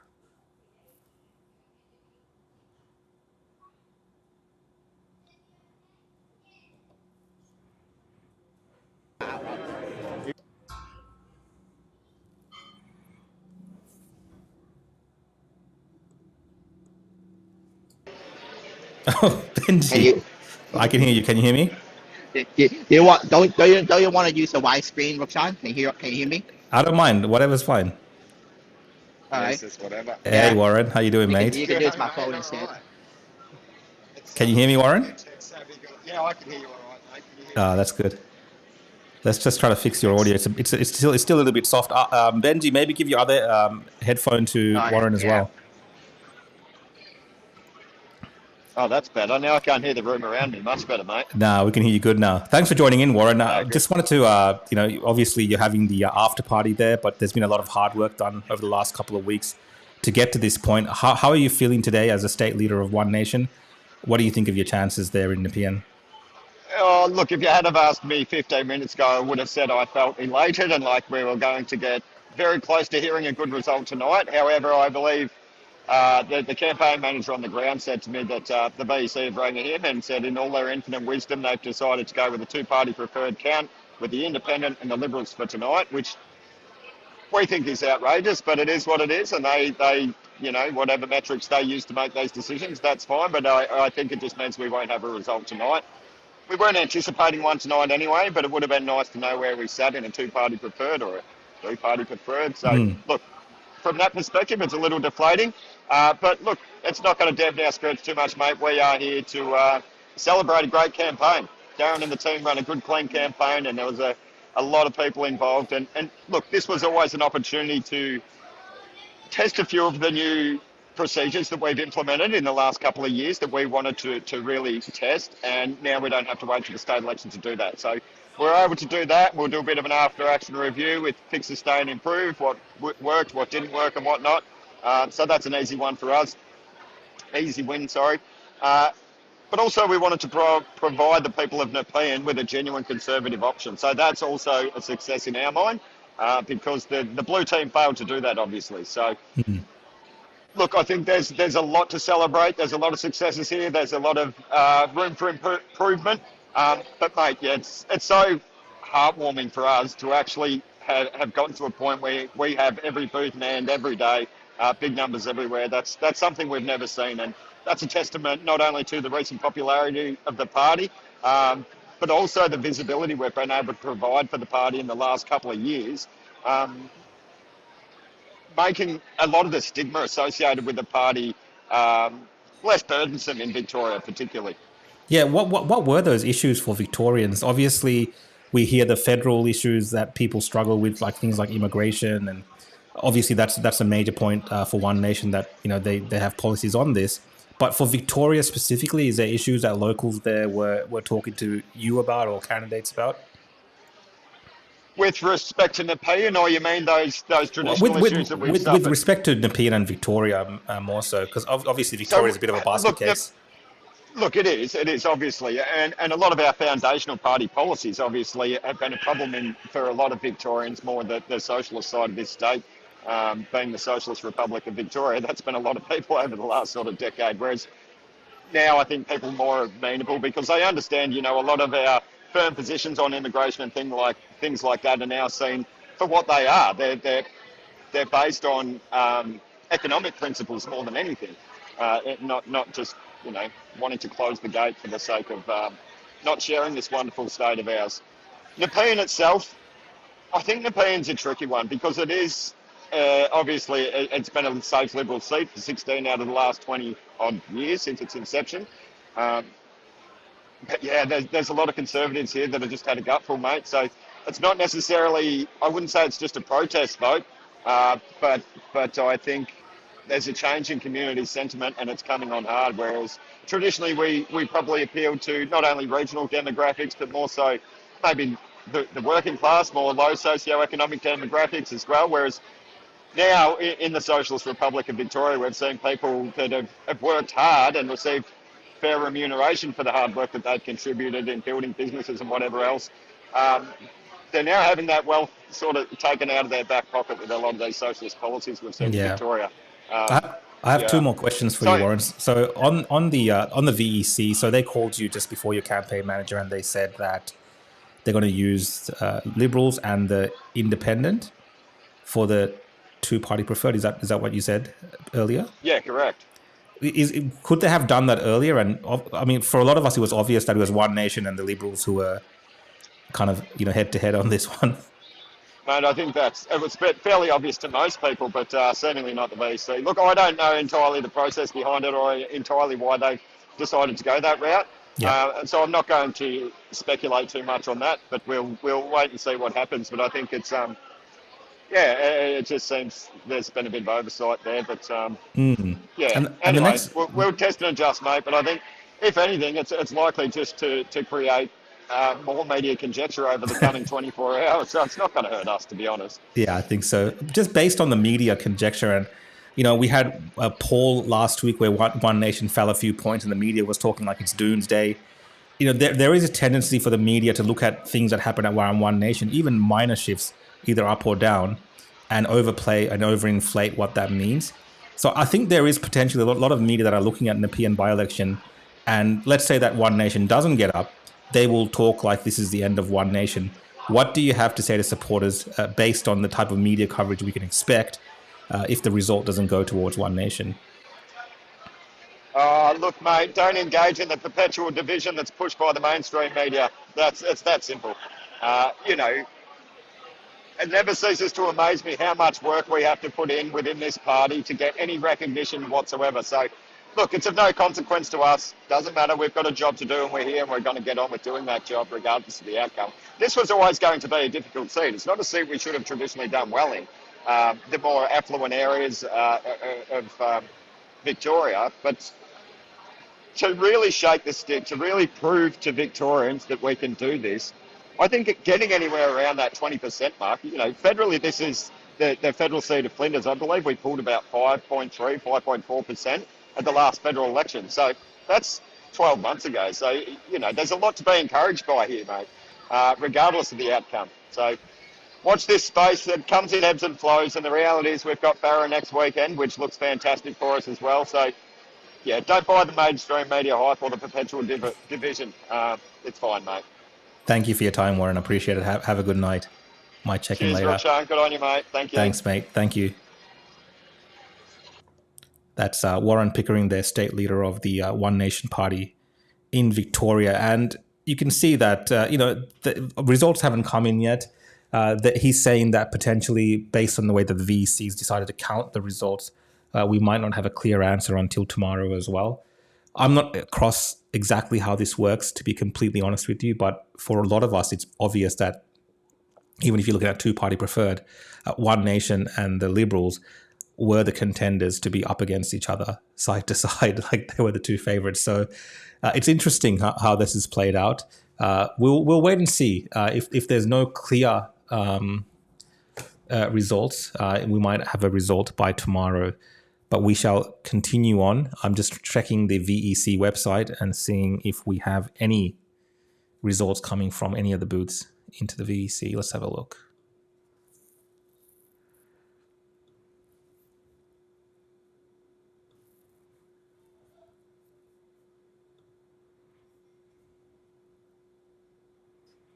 I don't think there's anything yet at all. How we can't vote. Let's have a look.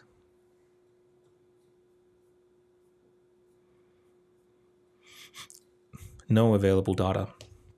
So we'll continue on, guys. We'll continue on. We've got another guest joining in, Toher, who's going to be coming on later on from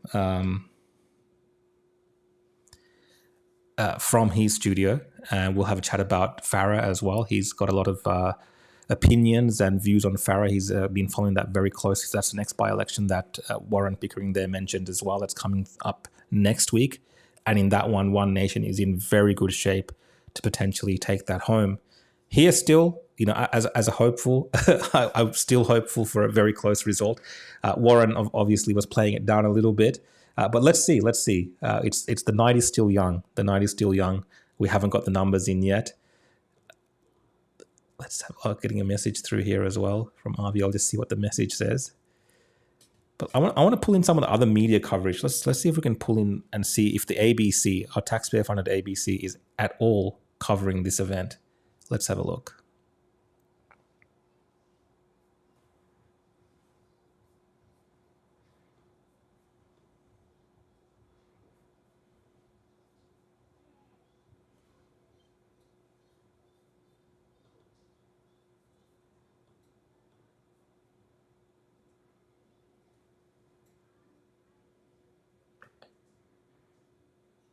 No, they're not. They've got something about possums or a kangaroo and a rat.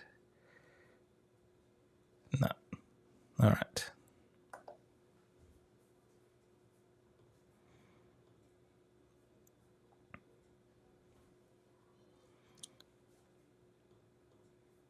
I do have a video that I saved that I want to bring to you guys. This is from mainstream media coverage on Channel 9. So I'll pull that up.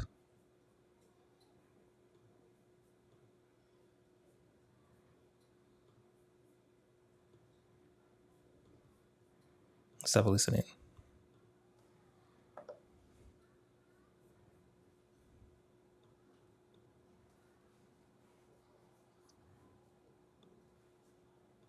Polling booths have just closed in the Nepean by-election, with voters putting Liberal Jess Wilson's leadership to its first big test. With no Labor candidate, she's hoping her party will retain the seat. But One Nation and a local independent have other ideas. Stephanie Anderson begins our coverage.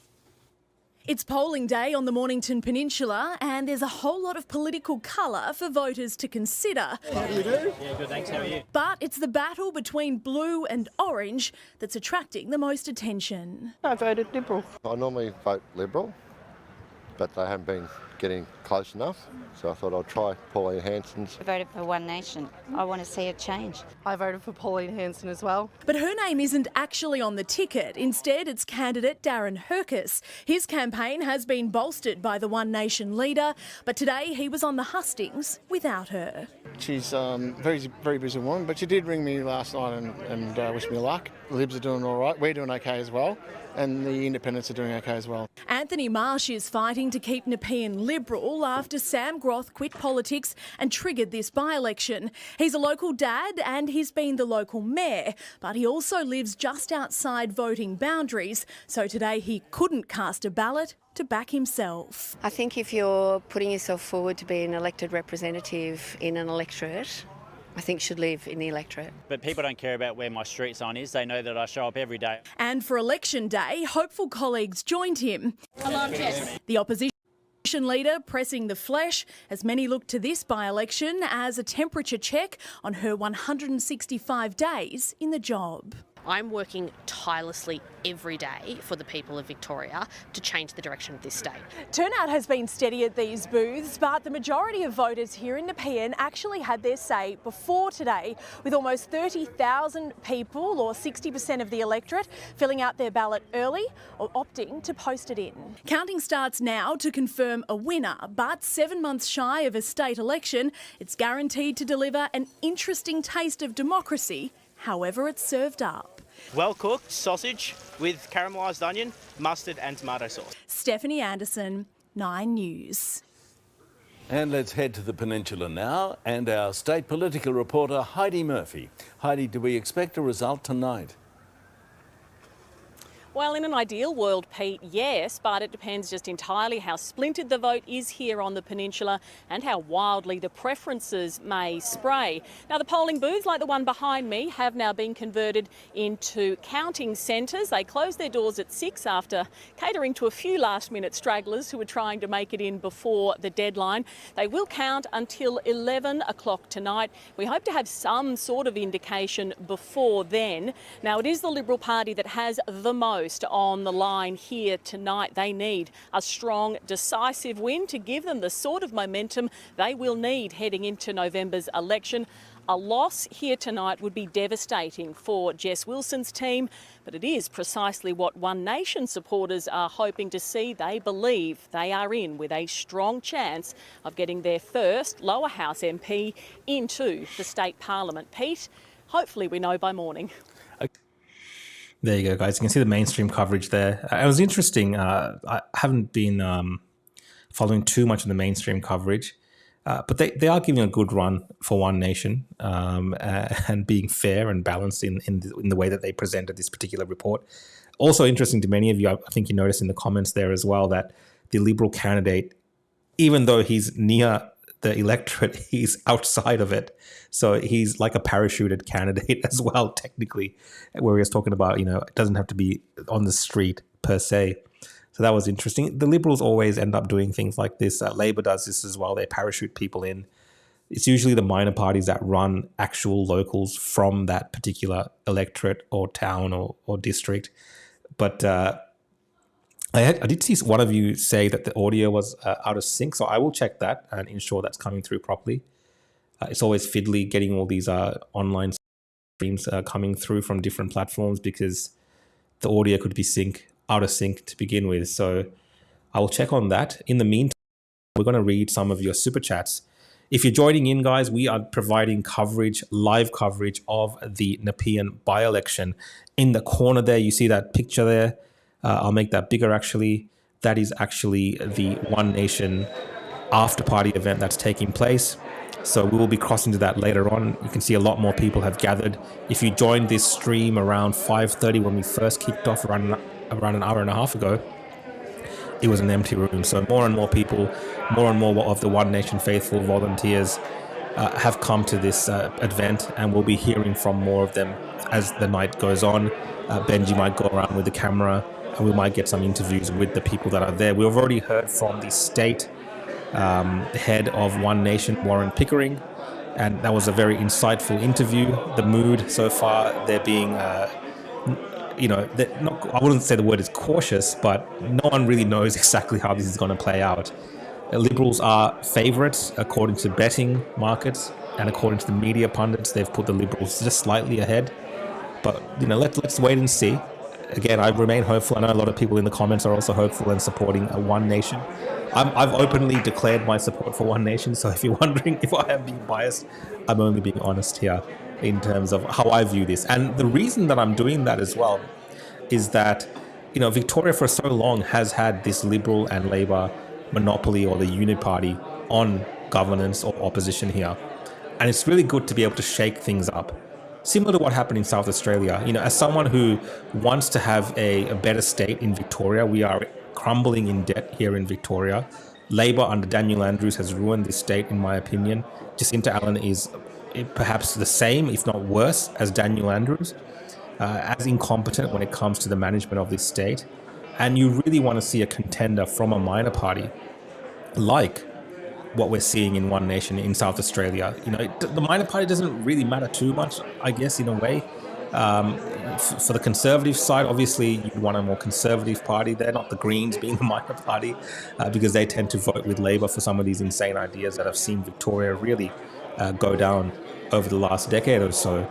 But to have a party like One Nation, a minor party, Conservative party, pushing the Liberals as well in their politics towards more the centre-right or the right, I think it does well for the state. I think it would be good for Victoria. This is really a test to see what would happen in the upcoming November election, the main event. So we're waiting for those results to come in. I think we're going to get another interview from Bianca. So I'll get that loaded up as well. She's, I believe, the state secretary for the One Nation Party. Yes, she's called through. Let me just get that going. 1 second, guys.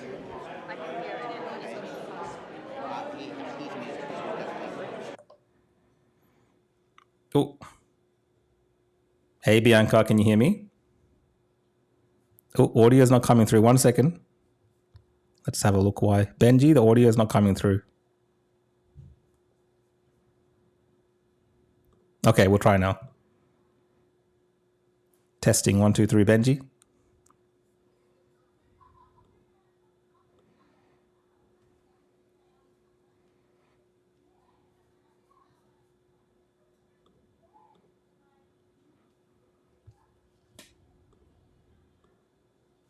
Can you hear me, Bianca? Can you hear me? I think the mic is muted, Benji, on the system there.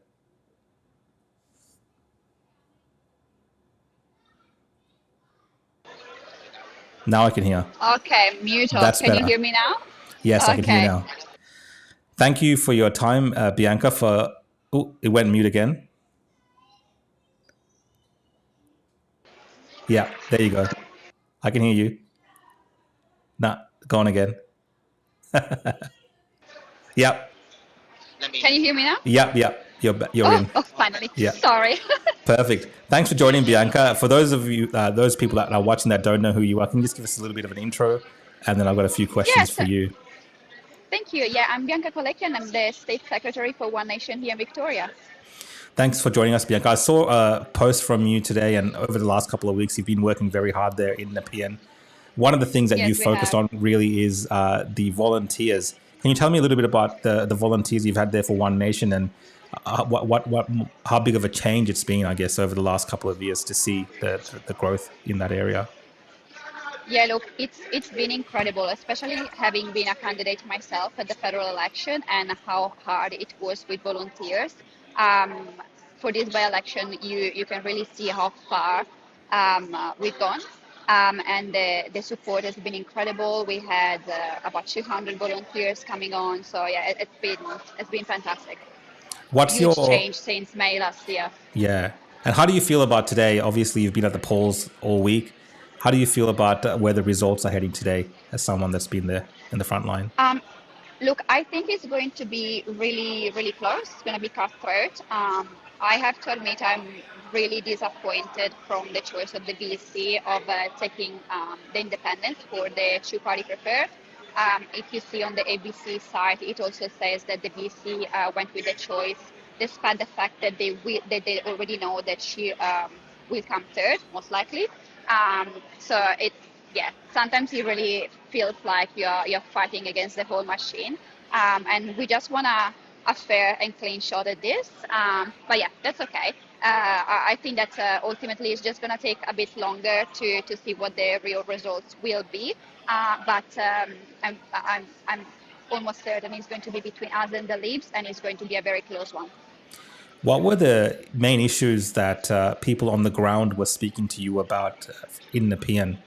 And why were they, it's a conservative state. It's been a liberal state for a very long time. The people that are switching over to One Nation, I'm sure there's many that have spoken to you and said this to you. What were their main reasons for switching to One Nation?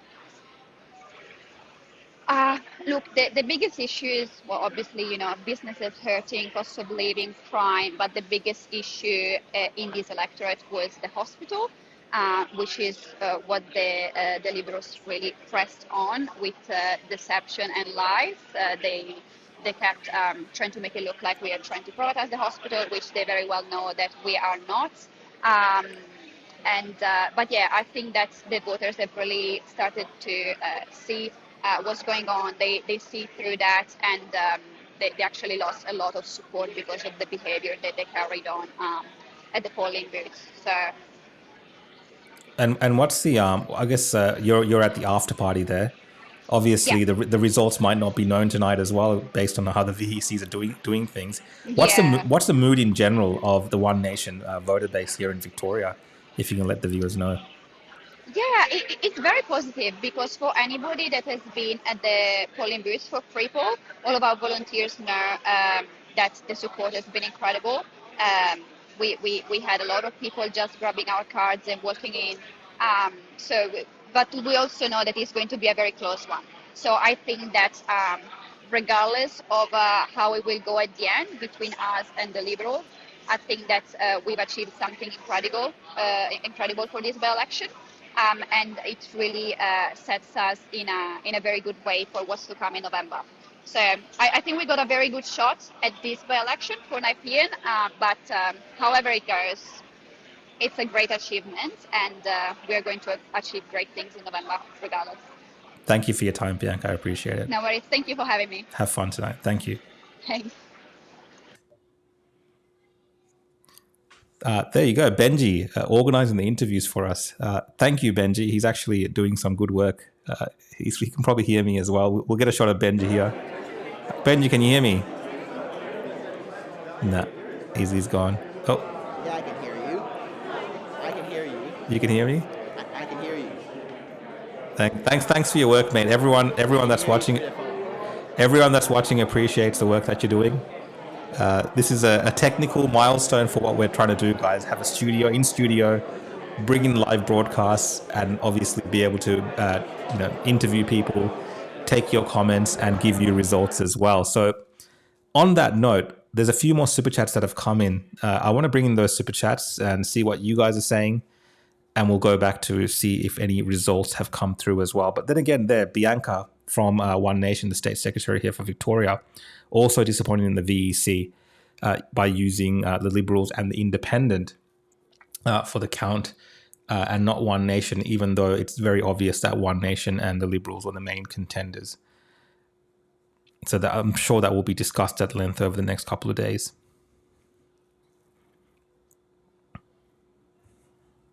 So we'll just keep a shot in the background there.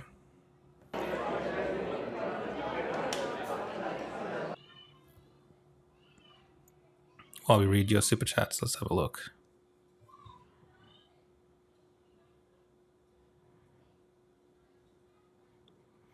Let's bring this higher. You covering Farah? I put a big bet on. We will. I'm pretty sure it hasn't been officially confirmed yet, but we could be doing something very similar to this for Farah. With Avi there in person, but don't hold me to that. It hasn't been completely confirmed, but we will be potentially looking at doing that. We got a super chat here from DOS0072. What districted was this election for in Victoria? You might have already picked up on this, DOS. This is the Nepean by-election. And 005 Pink, when will the results come? We are all waiting with bated breath for these results. I have not seen anything official yet. Let me just have another look to see if anything's come through based on your super chat. Nothing on ABC. We'll check the VEC itself, see if anything's come through. Oh yes, we are getting some results coming through. Let's have a look. Very preliminary results. I'll bring it up on the screen here on the VEC. So we got primary first preference votes. Candidate Hercus Darren for One Nation, 395 first preference votes. So he's got 20% of the vote at the moment. Liberals there with 33%. Anthony Marsh, and then the Greens. Very few votes coming through at the moment. So you're looking at less than 1,000. Sorry, not less than 1,000, less than about 2,000 votes that have been counted. So at least we got some numbers to talk about. But they'll obviously, over the next half an hour or so, I think we'll have a bit of a better indication of where this is heading. But just on that, we got Darren Hercus there with 395 first preference votes, and the Liberals there with 640 first preference votes so far. All right, let's go back to what we were looking at, which was your super chats.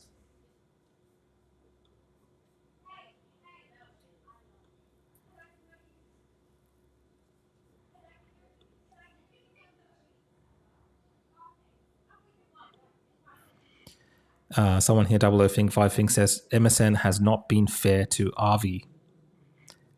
They have not been fair to Avi, but is Avi fair to the MSM? Oh, getting another call in. Let's have a look. It's all happening. Benji's coming in again. All right, let's have a look. Okay, Benji, what's happening?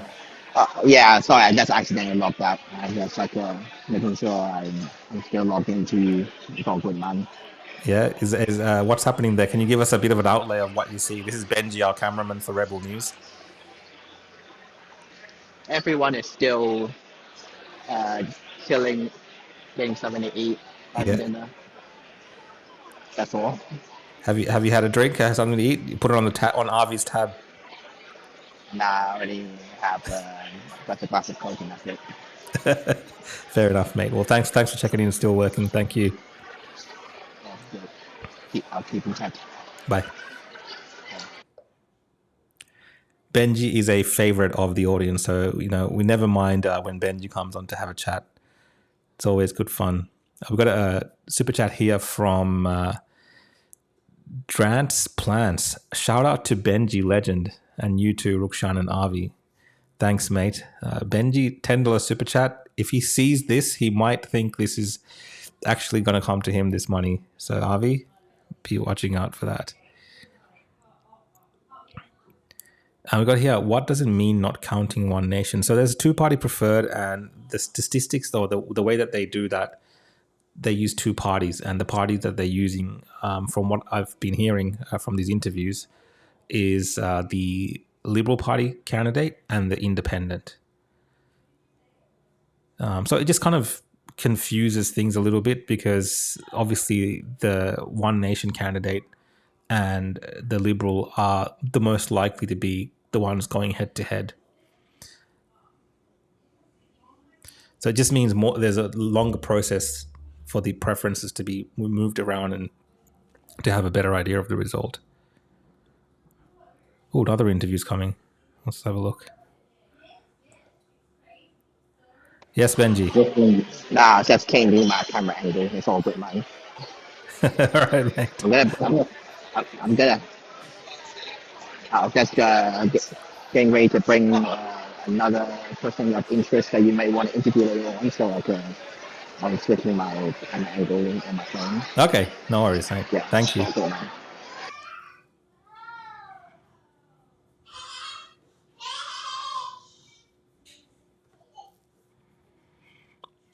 I think Benji's just trying to throw me off what I'm doing.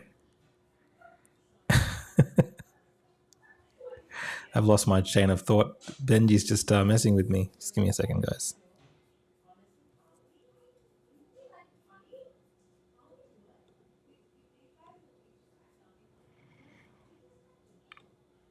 And super chat here from the real Eric Alistair. Election numbers are coming in. Yes, we can see these numbers coming in. I'll pull up the results live on here as well, so you guys can keep a track of them.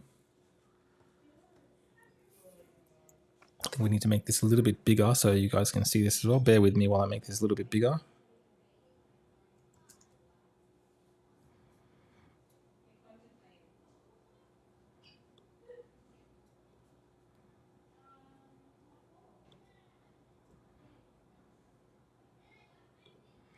So this is what we meant before when we're talking about the two-party preferred, how they're using the Independent and the Liberal for that calculation. But if we go to the actual the results here at the moment, let's have a look. And very few votes have actually been counted at the moment as well.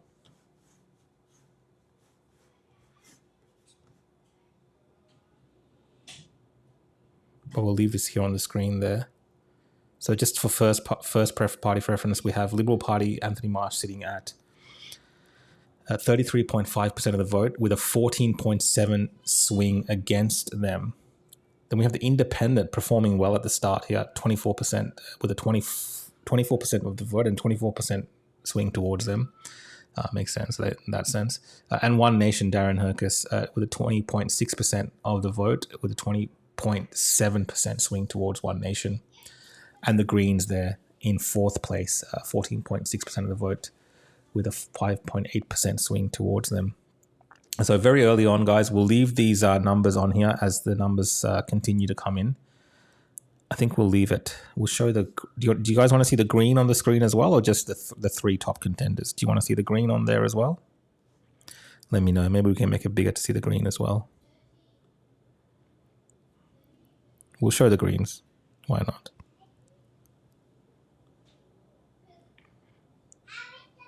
Don't show the greens. Okay, cool. We've got three here.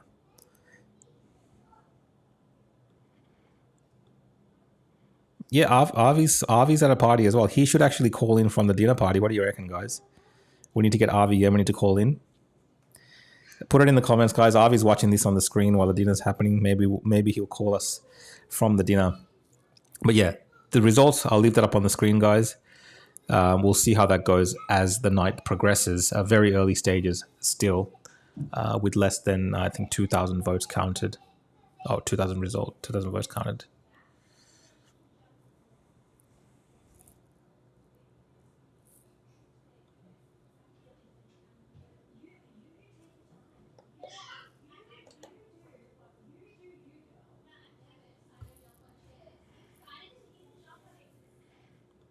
So there's another video from Aviation that I want to play, so I'll bring that up now as well, and then we'll go to the next thing from there.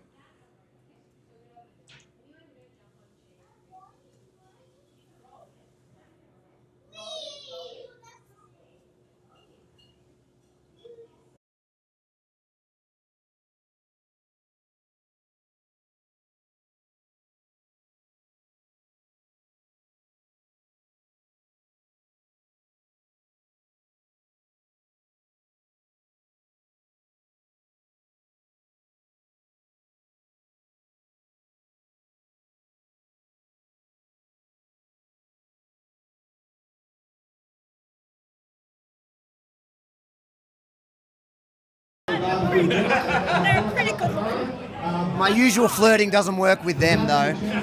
Can I get a Carlton? It's not going to work. Oh. Meanwhile, can I get Carlton Dry? So again, thank you to the venue. Thank you guys, the people of Nepean for making us feel so welcome. Get behind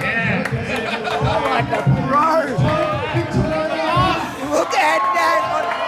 I was genuinely hoping she would stuff it up so I can get a refund, but that was a perfectly poured beer. The best bartenders in Rosebud. Give him a shout out. Best, but second best. Pauline's better than you guys. She's better, but we're close. Close, We're close. Cheers, boys. Get on the buzz. How is it? Oh, I needed that. What did you get? You got nothing. No, you're looking at remigration. That's pretty much it. I get deportation. You get deportation while I get a beer. Aviation for Rebel News in Rosebud, Victoria, at the first real test for One Nation in this state at the by-election for Nepean. We're here tonight to find out why people have come out and what we can expect in the upcoming election. Well, everywhere I go now, I talk to. Oh, I can see Benji. I can hear you guys. Let's do the interview. I'll put this on for you. We'll play the video after. How you doing, Ricky Lee? Can you hear us? Yes, I can. How are you? Good, thank you. I was actually debating earlier with Avi if you're in the upper house or the lower house in the Victorian Parliament. Who won the debate? We both forgot. I was like the upper house. I'm pretty sure the upper house. Okay. Yeah, I am. I'm the upper. Of course, yeah, I was correct. But thanks for joining us for this stream, and it's great to get your perspective because you're actually in the den there in Spring Street.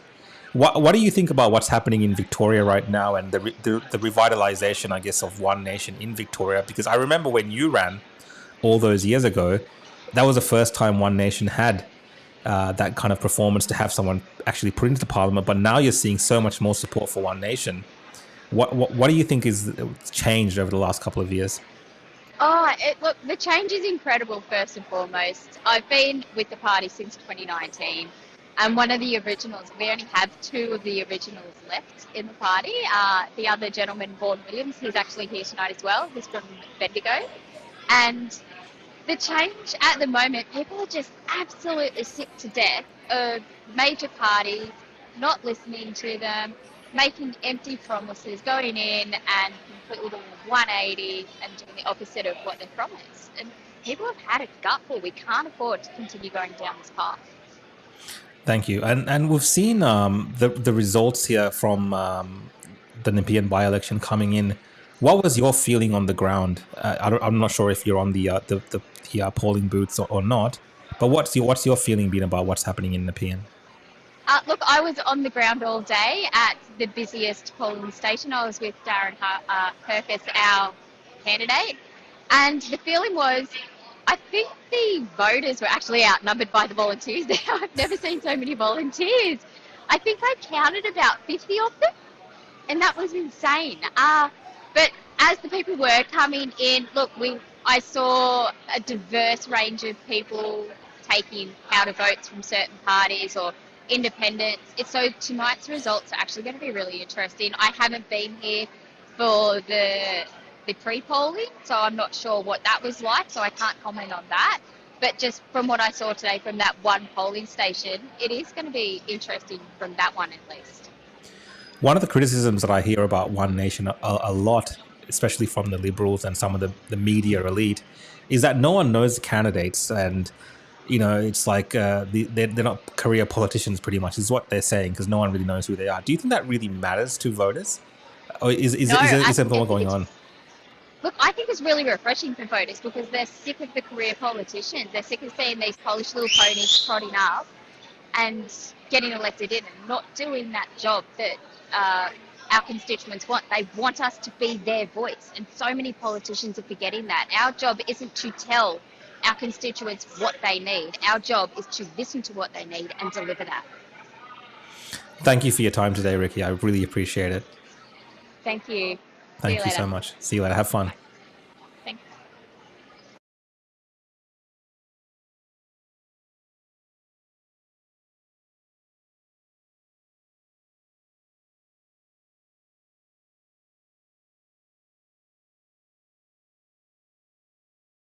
Australia. Finally, how does it feel to be taller than me?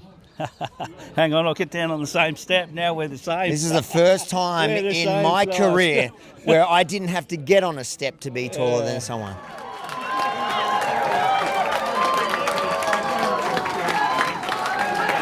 Where are we from? Glasgow. Glasgow. I'm not sure. Are these one of the good immigrants? £10 tourist. How long have you been in Australia? Since 87. 1968.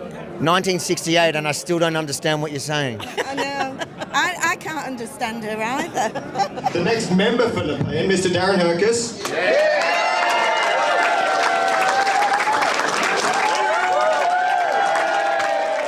What would you say? What would be your final pitch? Why should they choose?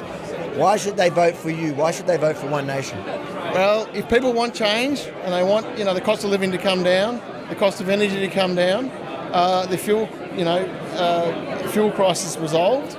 If they want change, vote One Nation. How do you feel about the reception here tonight? Mate, this is exceptional.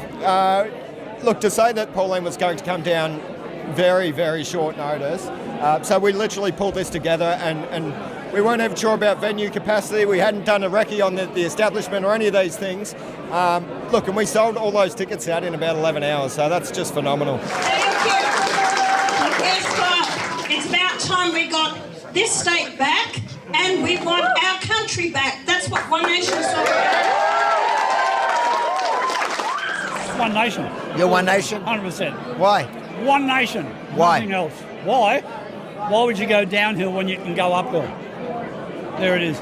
Pauline's got more guts and courage than anyone. And Labor, you guys need to stop lying. I don't want to see Australia go the same way that England's gone. I've avoided politics my whole life. I've always listened to Pauline. She's held the line for 30 years. And eventually you're like, hang on, I can't let her do this on her own. We've got to get involved. And so we all, Ruse, my mate, he's like, you've got to come, you've got to meet Darren. And now, because everyone that's involved, all the volunteers, we're all just local.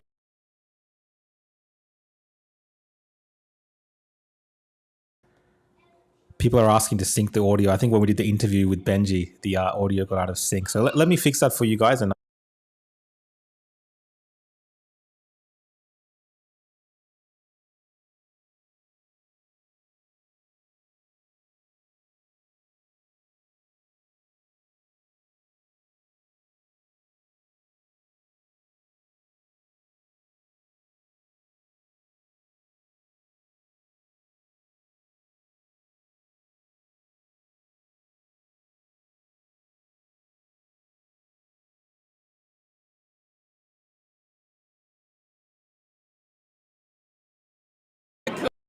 passionate, average middle class, lower class, whatever people, and we just have to fix it. I know I've said on the odd occasion that get me out of Melbourne.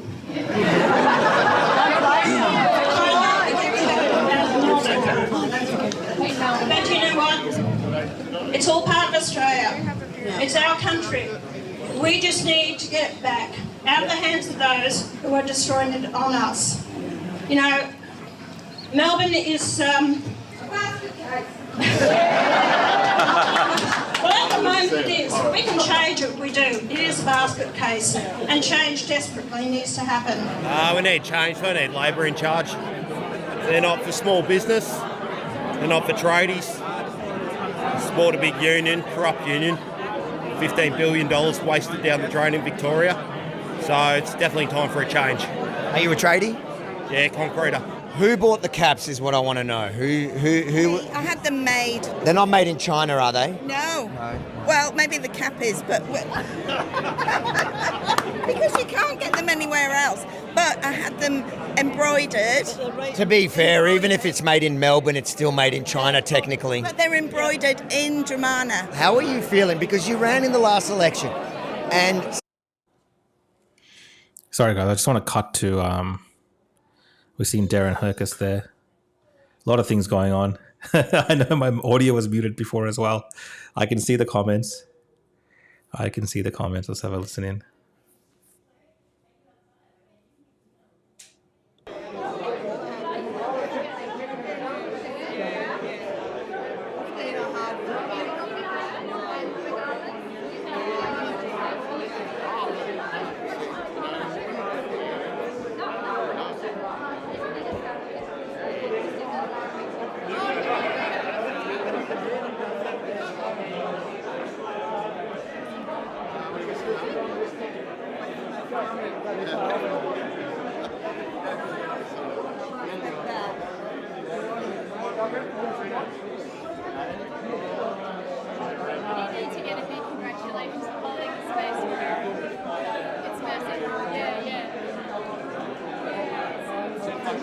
Last time, a year ago today,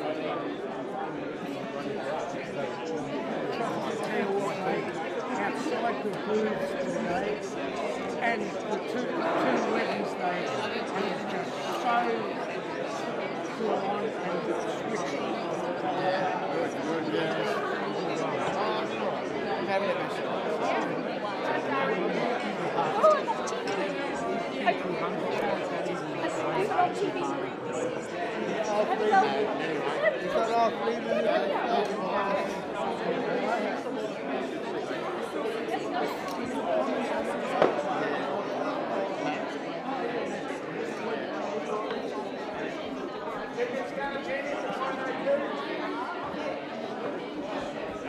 Good campaign, mate.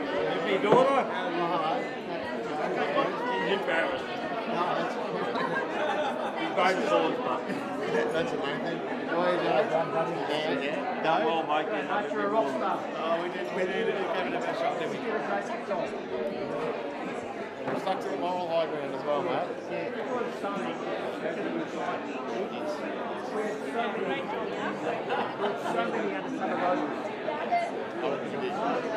People winning with all,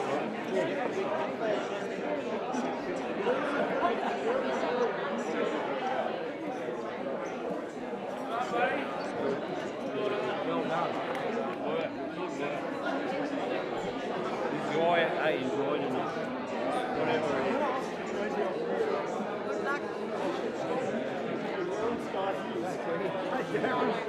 Michael, how are you? You supported me. Yeah, good job. Well done. Well done, Darren. Did you win yet? Did you win yet? Oh no, I wish. The council started, mate, so we'll know.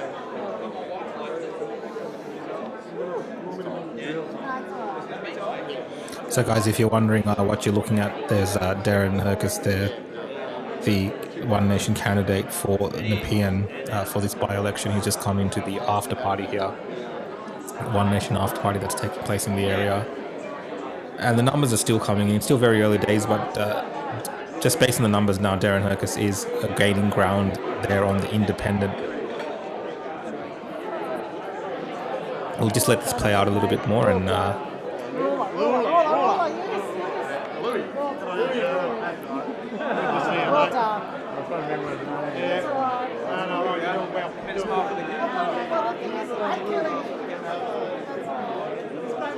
It's going to be great weather. Were you down at Rosebud today? Yeah, how did it go? I'll get out of the way. Right.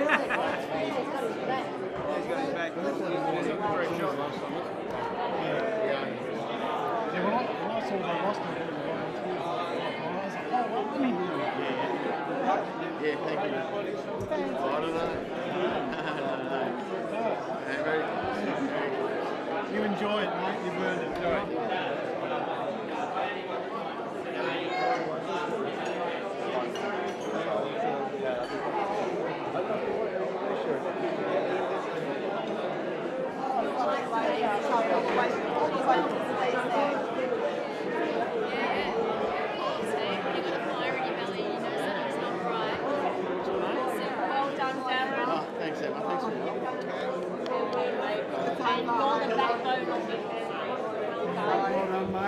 Now, I said at the start of this, if you get to the end of it, and you can still stand and still speak, you haven't worked hard enough. How are you feeling? I know, I can feel he's just hanging on, and he hasn't got much voice. Come on in, mate, come and enjoy the rest of the night. You're a bloody legend, so thank you for all the hard work. Darren, absolute pleasure to help in this campaign, mate. Thanks so much. You've done a great job.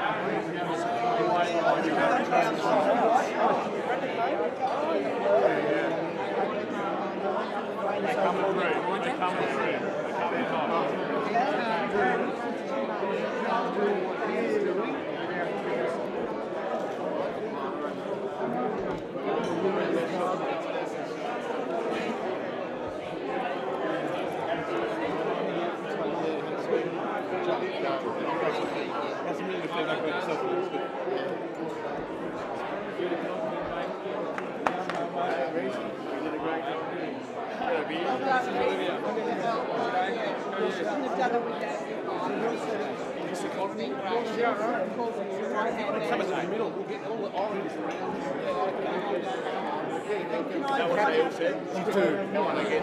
Everybody in orange, come up here, please. Just for a second. Supporters. No. Let's hurry. Face back this way. Face back that way. so I think here they're just taking some photos for the press here. Looks like it's about 8% of the vote that's counted. So if you're wondering these numbers that are there, I just had a quick look. It's about 8% of the vote that's counted. So still under 10% of the vote counted. And you're seeing a 15.2% swing away from the Liberal Party. Obviously, some of that's gone to One Nation. The Independent there's also at a 25% swing towards her. Everybody come closer to the back of Darren. There we go. Sorry, guys. Annette, is it? Annette. Sorry. That's right. So just many, keep coming, that's it. Here we go. Come on now. There you go.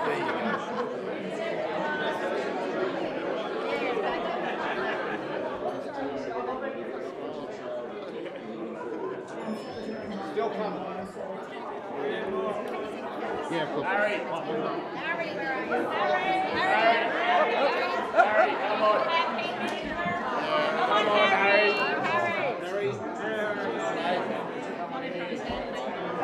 Don't run away, here we go! Stay there, stay there! I took about 5.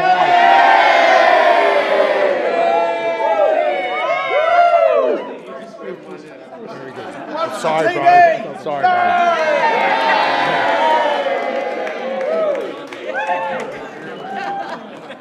Thank you. Do you do weddings as well? I do it all. I was going to say. You can't. We don't. I know. I was trying not to. I John, I was going to say you have to have done weddings twice.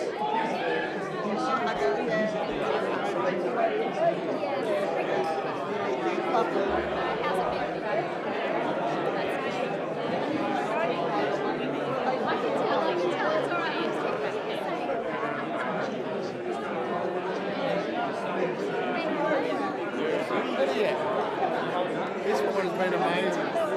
She's had it all day today and the other day.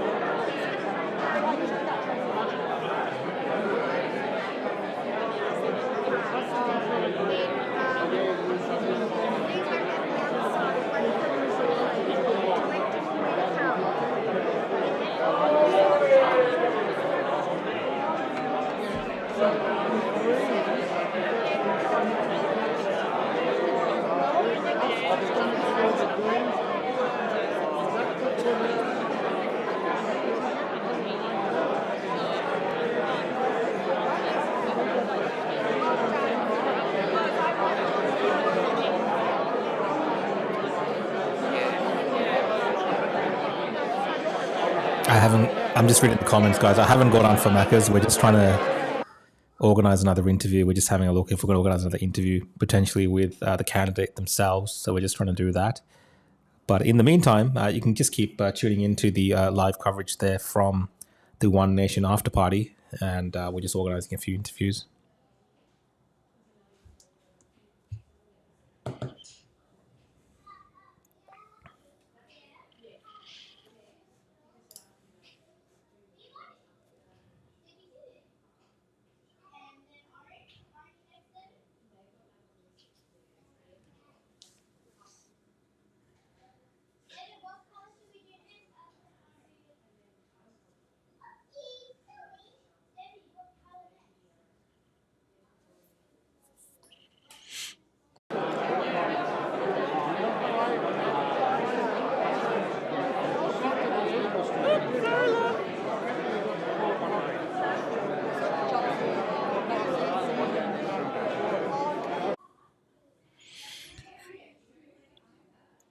Benji's just trying to organise an interview.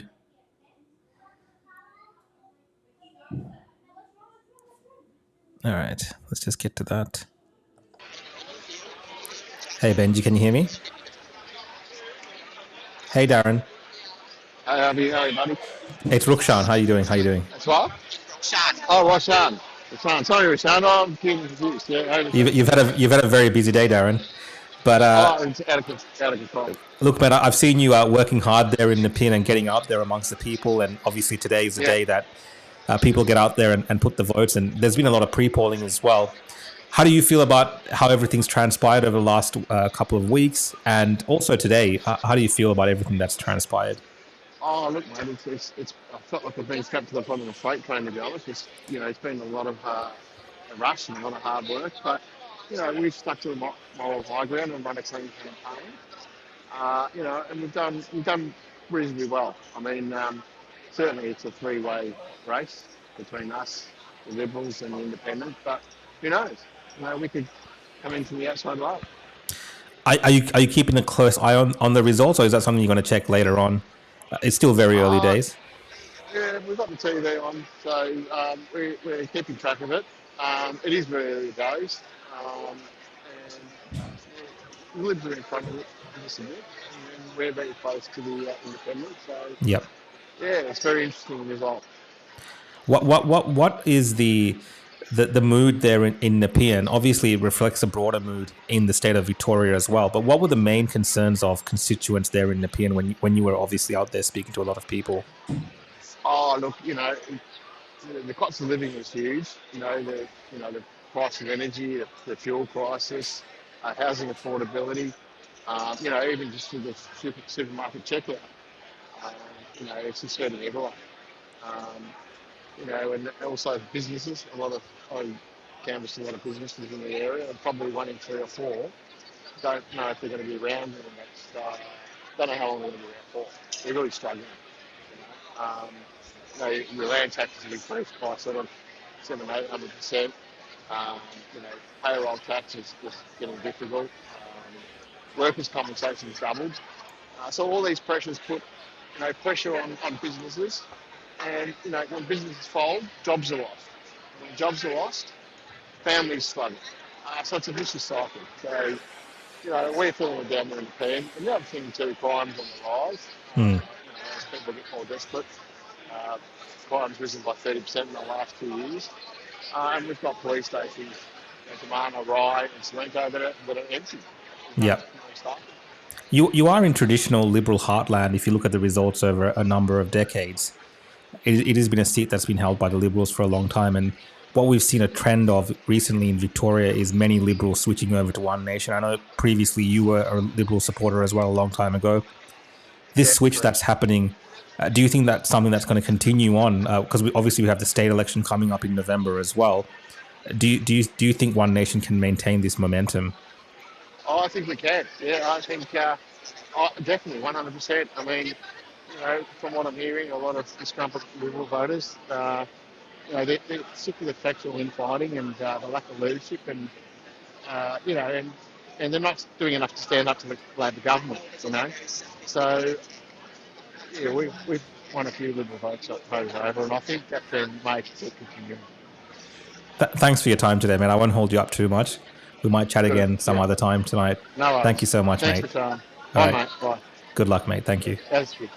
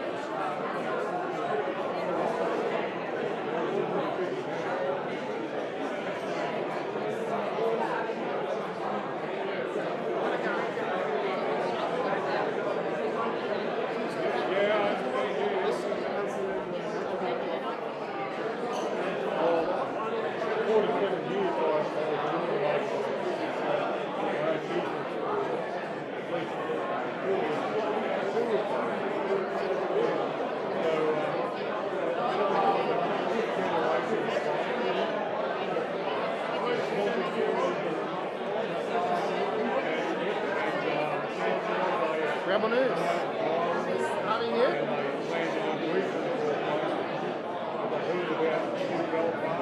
Is it coming tonight? All right.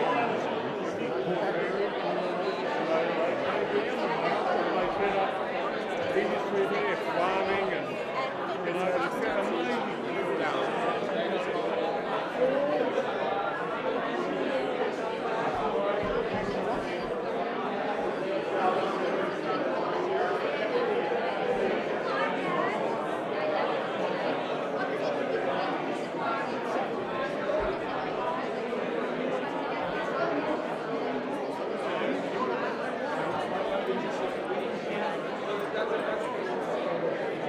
Yeah, worst thing she ever did, although we love Jake. He's a fuckwit.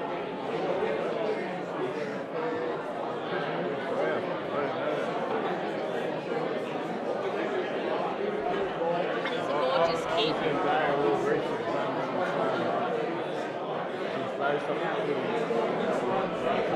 They do week on, week off. Week on, week off.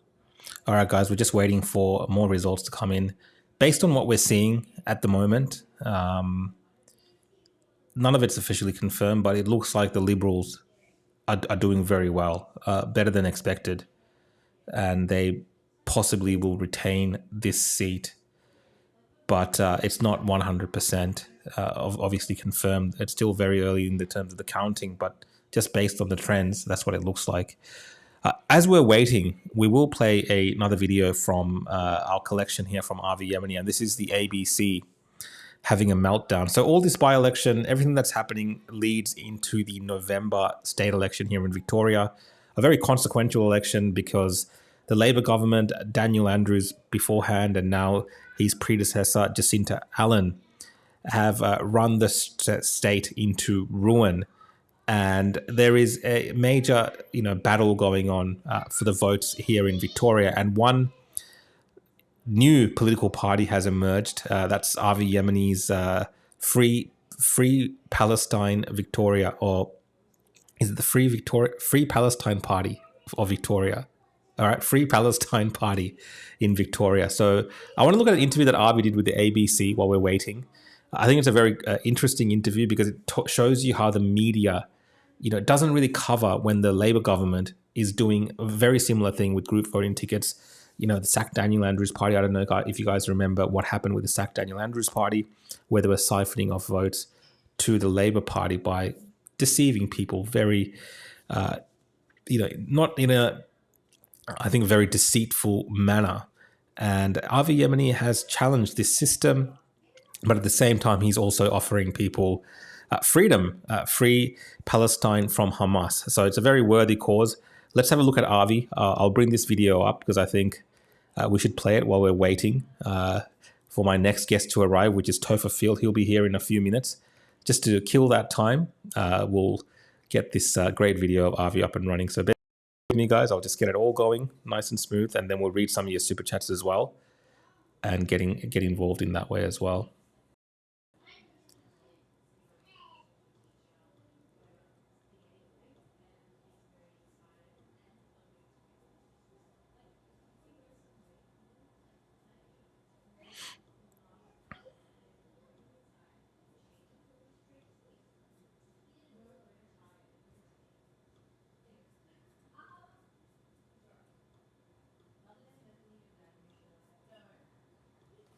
The police because I think I just committed murder live on ABC radio. And this is the reason why so many people want the ABC defunded. And I say that as the boss of ABC, being my uncle. I think I like him personally. I think he should lose his job. I think you should lose your job. I think Australia, if we voted, if you want to talk about democracy, the vast majority of Australians would love to see you get defunded. Why are you against democracy? Well, I'm not sure where the vast majority comes from, but today I got to work to a media request from the ABC of all places. They were asking if I'm willing to join Raph Epstein on the morning show to discuss the Free Palestine Party, which I happily obliged. Which I get the sense, and you tell me what you think after watching the entire interview, that they regret the conversation. And if you agree, go to defundabc.com or scan the QR code to join the thousands of Australians calling to end this taxpayer-funded rot. Mornings with Raph Epstein. Victoria's the last state that votes in this way. The question is, could you be tricked when you go to vote at the election at the end of November? The YouTuber, online reporter, provocateur, however you term him, Avi Yemeni, he says he's going to start up a Free Palestine Party at the state election. It seems the aim is to redirect left-wing voters to parties on the right. It is completely legal. It's called vote harvesting. Just keep in mind, the Electoral Commission, they don't make judgments on whether or not party names are misleading. Avi Yemeni, good morning. Thanks for talking to us. Good morning, Raph. How you doing? Are you trying to trick voters? What do you mean trick voters? We're trying to free Palestine. What's confusing about it? I think for a lot of people, when they hear the words Free Palestine, they are advocating against what Israel is doing. That's often a left-wing cause. I think you mean something very different. Is that trickery? We're saying we want to free Palestine from Hamas. I think probably the story for you, Raph, should be why so many people in Australia, so many leftists are outraged by this one. What do they want? Do they not think the first step to freeing Palestine is getting rid of Hamas? If I voted for your Free Palestine Party, where would my vote end up? Who will you be directing preferences towards? The socialists? Certainly not. They don't want to free Palestine. You're to parties that have committed and have shown that they want to really free Palestine from Hamas, which would be One Nation. Absolutely. So isn't that tricking people? That phrase, I'm not debating what you think should happen in Gaza. What I'm asking you about, that slogan, is free Palestine. Raf, are you telling me that left-wing voters are that dull that they will vote on a slogan? Is that what you're admitting to here? You call them useful idiots, I think. Do you stand by that? I absolutely. I think that it's not just the left. I think there are three groups now in the political spectrum. There's the far left, the actual far right, and Islamic communities that will vote just on a slogan. Yeah, they are useful idiots. So we might as well put their vote to use. Are you saying that people in the Muslim community are idiots? I'm saying those that will come to Australia and vote on one issue about a conflict on the other side of the world and for their internal hate for Jews, yes, most certainly fit that category. So you don't think it's misleading? What's interesting, Raf, were you upset when the Sackdown Andrews party ran last election and funneled their votes to Daniel Andrews? Did you talk about it then? Why are you so upset now? I talk about this issue at every election. Did you talk about the Sackdown Andrews party? I talk about this issue at every election. You can try to ask me questions, Avi. The way this program works, I invite you on. I ask you questions. You can say whatever you like, but I'm not going to get into you asking me questions. But you can respond to my I'll take that as an questions answer. Of course you didn't, because it didn't suit you. Now you're upset about it. You're the same person that brings on Sarah Schwartz every second day as a representative of the Jewish community, where she's absolutely not. And that's not true. But can I get back to why she's not I a invited representative? What's not true in that, Raf?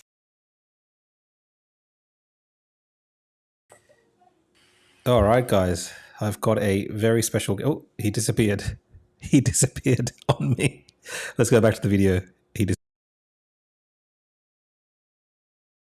Which part of that's not true?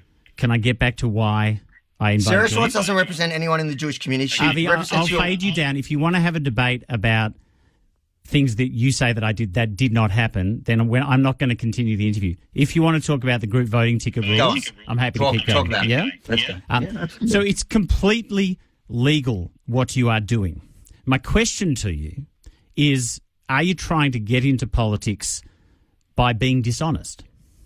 I'm not trying to get into politics. I'm trying to take back our system. The voting will of the people in Victoria actually shows us that One Nation should hold many more seats and they'll win if this group voting ticket didn't exist. So we're actually levelling the playing field. It's a strategy that your side of politics have mastered for years, and suddenly you guys are upset. You don't have Raf, come on.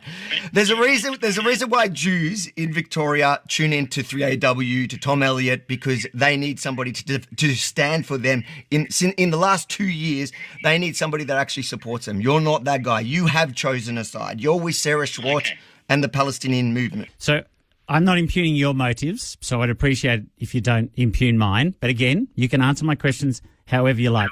It's an entirely legal strategy. Do you think it's a good system? Someone else is setting up the Save the Environment Party. She's anti-lockdown. Again, nothing wrong with doing it. No. Do you think it's a good system? I think it's a bad system. I think it's a bad system. So why exploit it? Well, while it exists, we're going to play... You know that saying, don't hate the player, hate the game? I hate the game. I don't know why you're upset at me when Sackdown Andrews ran it, Labor Party ran it last election. What's his name? Drury, the preference whisperer, has been playing this system for years. Why is animal justice got a seat in Parliament? Because of this clown show. So scrap the system. Otherwise, what we're going to do is we're going to run parties based on slogans, and unfortunately, there's a certain side of politics that are dull and they will vote based on slogans. And if not, I don't know what you guys are trying to attract the votes of people who you think are stupid. Absolutely. I think their votes are being wasted. Right. Will you run for this party? Do you want to run for One Nation? Who do you really want to run for or with? I don't want to run for anyone, but I'm going to have to run in this election under the Free Palestine Party, and I'll decide. I might run... I don't know. We'll see. I don't know. We'll decide. Okay, so would you prefer to run as a One Nation candidate or a Free Palestine candidate? What's your preference? I don't want to run at all. I love my job. I love my job, Brav. Holding people accountable, holding the ABC. Can I press you on that, Avi? If One Nation came to you and said, we really want you at the top of our ticket somewhere, would you talk to them about that? Why are you assuming they haven't done so already? I'm not interested in running for politics. I'm doing this now to make a point because you haven't done your job all these years. Suddenly you are doing your job. And this is the reason why so many people want the ABC defunded. And I say that as the boss of ABC, being my uncle. I think I like him personally. I think he should lose his job. I think you should lose your job. I think... It's enough, Avi. Toher, how you doing, mate? I'm doing all right, except I'm having technical difficulties. Is that coming through smoothly? It is for you. It's smooth. It's smooth for me. Yeah. Hang on. Okay, sorry. No, that's my bad camera. This one here. This is my good camera. That's from the 1990s when webcams first were in experimental stages. Sure. But I'm at 4 frames per second right now, so I don't know what's going on there. I'm going to change back to my bad camera because at least it will play smoothly. My apologies, because it looks like a potato. So I'm sorry, I'm coming to you with potato cam today. I'll take that. I think the audience, would like to see anything else but Avi Yemeni's face. We here at Rebel News have no option but to play videos of Avi. It's in the. We're obliged to do this. Avi specifically made that a part of conditions of working with him. Otherwise, you won't get your turn on the space laser. And I mean, let's be honest. We all know that's why you really do it. So, Rukshan, thank you for having me on. I do apologize for the technical difficulties. I ran down here at the last moment. I've been spending time with the family and discovered I have a roadcaster video that is the core of my setup. And the thing is the most grumpy, intermittent device that I own, and it's frustrating. Anyway, Nepean by-election. Tell me, what do you think? What do you think of what you've seen so far? All right. So what I think is that what the narrative that we're going to hear coming out of this is the claim that the rise of One Nation is dead. They didn't win. Look at this. Everyone thought they were going to win in Nepean, and look at this. The Liberals held onto the seat, and what that is, it's a classic shifting of the goalposts after the fact. I don't actually know anyone that was confidently predicting a One Nation win. You won't find me confidently predicting a One Nation win. In fact, literally earlier today, I came out and said it's looking like a Liberal win. It looks like the Liberals will hold. Yeah. So we need to watch out for that narrative that people are going to try and pretend that the fact that One Nation didn't pick up the seat is proof that this rise of One Nation narrative is false. What this is actually showing very, very clearly, in my view, beg your pardon, as we saw in South Australia, the rise in the polls was reflected in an actual election. Now, people have made a big fuss about, One Nation, it was a landslide for the Labor Party in South Australia. They absolutely crushed it. One Nation, okay, sure, they picked up 5 seats, but you know what? That doesn't matter. The big story is that the Labor Party killed it. Well, that's true. That's not untrue that the Labor Party won that election convincingly. But what was important was that the result was a close match for the polls. And it gave us confidence that when we see a rise in One Nation's polling, that we can have confidence that will actually translate at an election. We are, broadly speaking, seeing a similar thing here. One Nation at 19.7% at this stage of the counting, potentially more later on. We'll have to wait and see. That was an unthinkable number literally 1 year ago. Yeah. Let's not forget, we had a general Australian election, a federal election in May 2025. One Nation polled, 6.3 or 6.7% on average nationwide. We've seen a rise in their polling. We're seeing that translating into the results when it actually goes to an election. Now, why does this matter? Well, this matters because in South Australia, One Nation were well behind in the polls. They were doing well, massive rise, but they were never in contention to win. In Nepean, One Nation were doing well, but again, never got in front. They never got in a position where you could look at the polling or even look at the bookmakers and predict confidently that One Nation were going to win. That was never the case. In Farah, which is where I live, where we have a by-election in 1 week's time, guess what the polls and the bookies are all saying? A One Nation win. So what we've seen is a validation in South Australia and a further validation in Nepean that these polls are real, the change in attitude is real, and it translates to votes when it actually comes to polling day. And that gives me actually tremendous optimism towards the result that we're going to get in Farah in a week's time. Yeah, I mean, there is this obsession with the media that holds One Nation to a standard that you don't typically see for other political parties when it comes to polling. Obviously, it's a new phenomena that they're dealing with. But, we saw a couple of weeks ago when they dropped by 2 points on the national polling. It was like, it's the end of One Nation. It's all doom and gloom. Oh, And yeah, then, all then, that stuff. then a couple of days later, another poll came out which showed they were head to head with Labor. And Pauline Hanson, her popularity is, I think, higher than Anthony Albanese's at the moment. Even It's extraordinary. Even if they ran head to head preferred prime minister, I think she, which is not a possibility, I guess, she still equips Anthony Albanese. So it's not like a flash in the pan type of thing that the media has portrayed, similar to what you've been saying. And it's true. Those of us who support conservative politics, who support the right, want to see One Nation and parties like that doing well, because it does change the balance of the uni party towards something resembling, 100%. I think, more of a democracy. So I see somewhere like the Nepean electorate. It's very different to South Australia and some of the seats that we saw go to One Nation, and even the demographics. This is a hardened conservative liberal area with a elderly population, many people who have retired in this area as well. And they might not be there yet with moving to One Nation. That's kind of the story here, I think, for me, because I think maybe the younger generation of conservatives are possibly moving towards One Nation quicker, where the older ones may be holding out a bit more. So there's a couple of interesting things we can point out with the polling that we're looking at right here. So the Liberal Party right now, obviously, there's still only a certain percentage through the count. I don't know if you've got that number in front of you, Rukshan, but It's actually let's say about 16%, under 20%. Yeah. Okay. So significant swings are still possible, but let's work with the numbers we've got in front of us right now. What we've got is the Liberal Party on 37, call it 38%. The Independent, who is essentially, she's the proxy for Labor. We have exactly the same dynamic happening in the Farrer by-election in a week's time. Michelle Millthorpe calling herself an independent, funded by Climate 200, preferenced by the Greens, ahead of Labor at the last federal election, and Labor aren't bothering to run. She is the Labor proxy. And so what we see here in the Nepean by-election, this so-called independent, who is the Labor proxy, polling at 25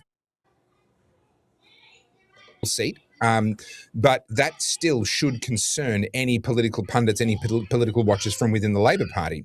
25% as the left-wing vote. Now, of course, you've got to add the Greens to that. Can you scroll down slightly and show me the Greens number there on your screen? Yeah. I was just pulling up the Farrer odds, but the Greens are right. No, that's okay. So we've got 11%, 11.5% in the Greens. Okay, so that comes out at, scroll back up again, that comes out at 30, you got independent there at 25. So we're talking 36%, 37% for the Labor proxy and the Greens combined, and then the Liberal Party is another 37%.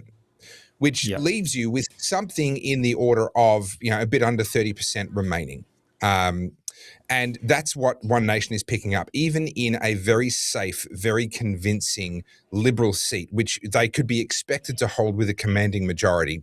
One Nation is still picking up a significant percentage of votes. Now, here's what's significant in my view. The Liberal Party will win this. They'll get past the 50% mark because of the One Nation preferences. Yeah. So this is why this matters, because come the statewide election in November, there are people who are trying to push the Liberal Party to not preference One Nation. There are people who are trying to push the Liberal Party to put One Nation below the Labor Party. We've seen the same thing. In fact, Liberal Party senators have urged the Liberal Party to put One Nation below Michelle Millthorpe in the Farrer by-election. Now, that hasn't happened. They haven't listened to those people, but there are people within the Liberal Party at a state level and at a federal level who want to try and exclude One Nation at any cost. What this election shows is that if they don't do a preference deal with One Nation, it will cost them. Yes, they're in a commanding lead. This is as safe a seat. This is as safe a seat as any seat gets for the Liberal Party. And yet they still need One Nation preferences to get them past that 50% mark. So I think the Liberal Party will claim a commanding win here, and they're not wrong. This is a convincing win for the Liberal Party.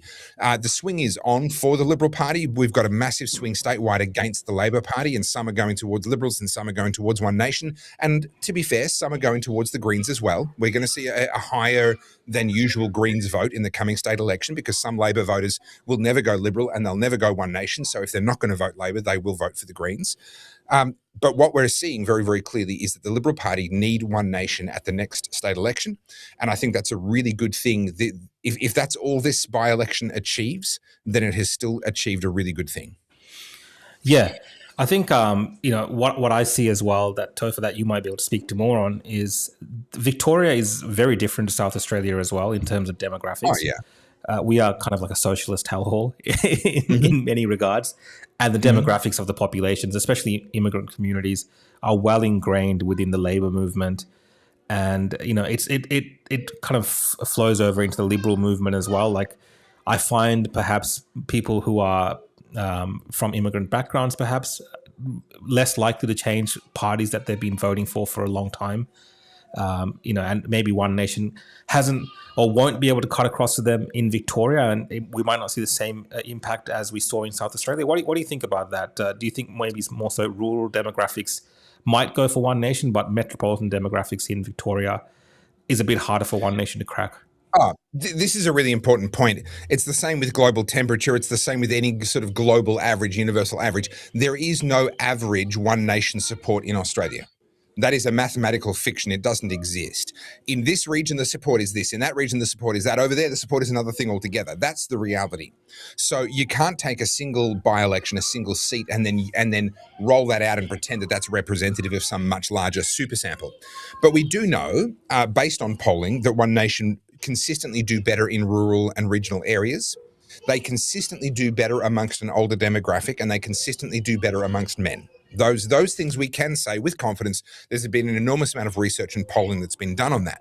So when you get to a seat like Farrer, where I live, which is one of the more conservative seats in Australia, it is largely rural. It's about 1/3 Albury population, and there's a couple of other regional centres as well, Griffith and Wagga and a few others. It's about 1/3 of the population live in those population centres, and about 2/3 of the population live outside of that. They're living on the land or in very small rural communities. And so leans conservative, and it certainly leans towards One Nation. We saw with the voice referendum in Farrer that it was rejected, I believe, by about 75% of the population of Farrer, which wasn't the highest in Australia, but it was up there. It was a really solid percentage. So again, just like we can't use the Nepean by-election as proof that the rise of One Nation is failing, also we can't use the Farrer by-election assuming that One Nation wins, and right now it's looking very good. Even if One Nation wins, we can't use this as proof that One Nation's going to win the next federal election. That's naive. There is no average vote across all of Australia. Every region is different. We know inner city Melbourne is much more likely to vote Greens than rural is likely to vote Greens. The inverse is true for One Nation.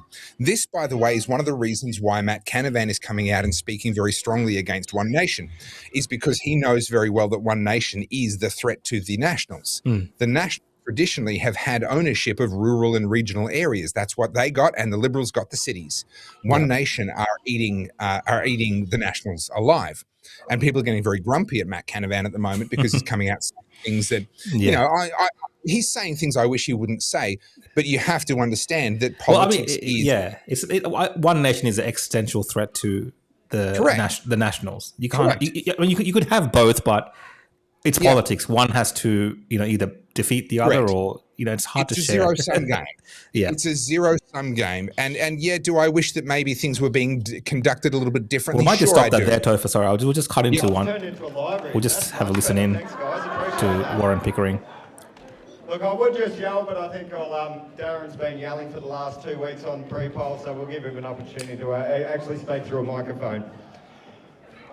Look, guys, firstly, before we go anywhere, I want to see a show of hands who volunteered their time over the last 2 weeks. Have a look around. Give yourselves the biggest round of applause that you've ever given. I'll just bring that in. The audio is a little bit out of sync, so let's just get that fixed up. Toher, thank you for your time. I appreciate it. I know we're going to be watching this. I don't know if a cigar to pull out. Yeah, look, I'll probably pull out a cigar next week when we're hopefully celebrating a win for David Farley, the One Nation candidate. and what effort to try and bring this party into the mainstream in Victoria, of all places. And look, there's a long way to go. But the reality is we've achieved that. Don't think for 1 second that we have not moved the needle and that this will not have a ripple effect come November.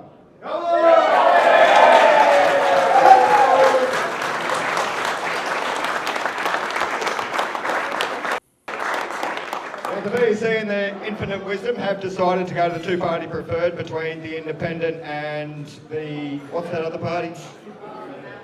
And the Liberal Party, sorry. Look, and it remains to be seen whether that was the right decision on their behalf or not. We are early days, there's a long way to go. But in the short term, so for those that haven't previously had much to do with the political sphere, a 15% swing in a safe Liberal seat that they've held for 16 out of the last 20 years since its inception is phenomenal. That is massive.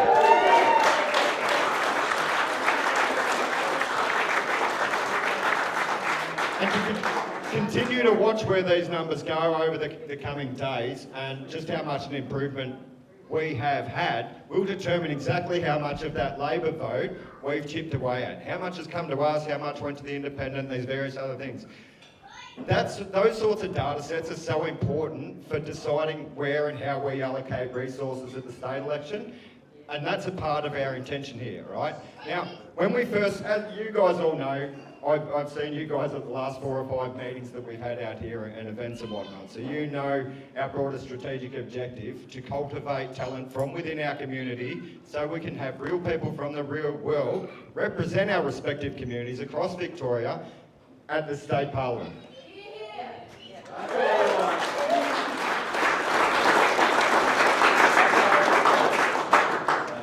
So I won't bang on too much about that. Oh, actually, before I do go on, show of hands who in the room's a member. Oh, damn, that joke usually works. Look around. So for those that don't know, members, what's the time for?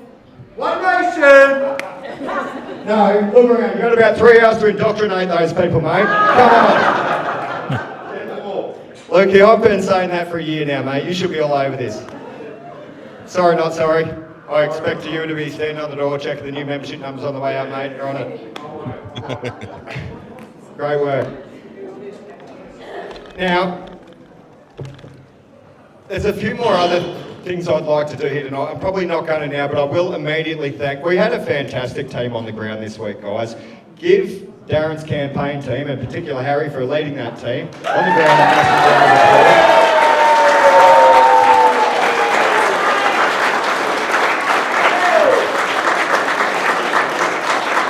So in accordance with some of our strategic objectives for Vic going forward later this year, we had to run in this by-election, we really did, for a few reasons. Some of them less obvious than others. I think most of us know what the obvious ones are, but the less obvious ones are firstly visibility, secondly to prove to Victorians that we intend to contest all elections in this state going forward.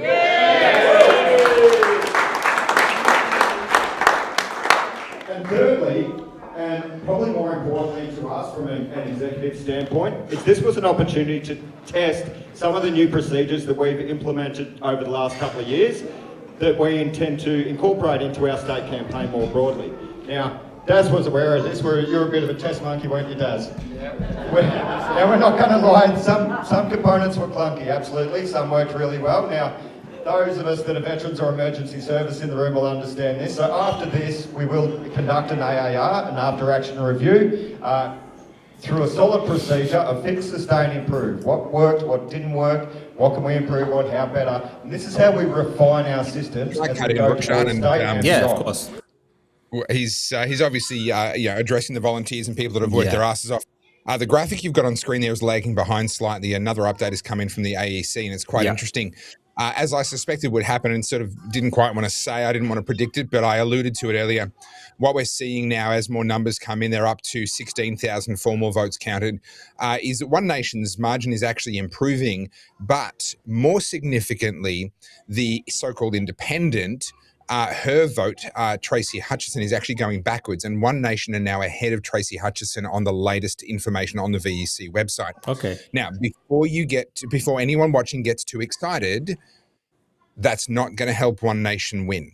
What Warren Pickering said there about how the VEC switching to a two-party preferred vote, a lot of people are going to get their noses out of joint and say that's not fair. We should do a full vote. I'm sorry. If One Nation are beaten by the Liberal Party on primary votes, One Nation are not winning this seat. It doesn't matter where they come relative to the Independent or relative to the Greens or relative to anybody else. The reason for that's very simple. Greens preferences, 11% or so there, are going to end up with the independent, because they're certainly not going to end up with One Nation, are they? They're going to end up with either the independent or maybe the Liberal Party, but that's where they're going, probably almost entirely the independent. Yeah. Let's say the independent then gets eliminated, and it's between One Nation and the Liberal Party. Let's assume, which that won't be the case, because those preferences from the Greens will get the independent over the top of the One Nation Party. But even if that weren't true, where are people going to direct their preferences if they voted for this independent first? Or if they voted for the Greens first and the independent second? I can tell you already One Nation will be at the very bottom of their card, which means that the Liberal Party will be above One Nation on their card, which means the Liberal Party have got this. From here, we're not watching to see if One Nation can win. We're watching to see if One Nation can come in second in primary vote over the top of the independent and prove conclusively that they have the potential to beat Labor in seats come the November election, because that's who this independent is a proxy for in this by-election. Yeah, I get what you're saying. I think one of the things we're noticing, even from Warren Pickering speaking there, they are a serious party. They're obviously well organized. They understand the results in terms of the way they have to analyze, losses, let's say, and pick themselves up again. And they are planning strategically for the November election. Yeah. It's very obvious they're not just a flash in the pan. I've known Warren for years now. He's a high caliber individual, and he knows what he's doing. He knows what he's talking about. Yeah. When it comes to dissecting what's happened with an election and figuring out what you can do better, obviously that's always necessary. Yeah, sorry about that. No, that's all right. But the thing with One Nation is they are shifting away from being a leadership-focused party where it's all captain's picks by Pauline Hanson. She decides who the candidate will be, etc. They're moving towards a properly formed, properly structured branch structure where branches are making the decisions about who the candidates are going to be, and they're running the campaigns, etc. That process is messy. I can tell you, you just said they're obviously a well-run party. I would say it differently. There are no well-run parties. One Nation are having some teething challenges as they're setting up branches all over the country at a state level and at a federal level. This is a well-run campaign, don't get me wrong. Yeah. But they're having challenges. Let's not sugarcoat it. Well, I guess I'll say more so, Toher, not in the way the media portrays them as being completely dysfunctional. not at all in the way the media portrays them. For a minor party.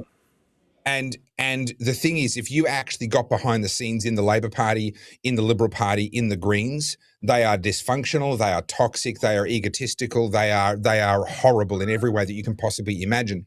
And One Nation, against that comparison, actually hold up really remarkably well. So I'm very optimistic about the future of One Nation, and this moment here and the decision to then double down, do some research, figure out what can we do better in the future and keep pushing forward is really important. Yeah. It was an interesting point that you made up, that they're moving away from, obviously Pauline Hanson is the figurehead of One Nation. When you think One Nation, you think Pauline Hanson. It's hard to separate the two. And there will be a time when there is no Pauline Hanson in Parliament. She's been there for a long time, but actually we're going to just cut to Darren's Let's speech hear from Darren. Let's hear from Darren. Thanks, everyone.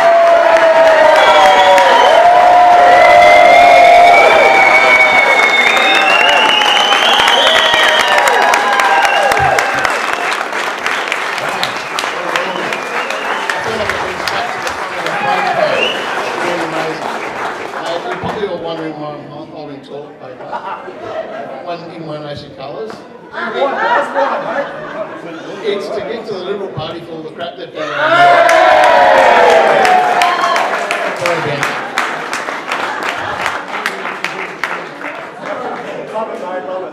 Anyway, I've heard a couple of beauties. Liberal Party leaders are like nappies. You have to change them regularly for the same reason. One of the volunteers come up with today. He goes, there's more tools there in blue than there is at the Bunnings warehouse.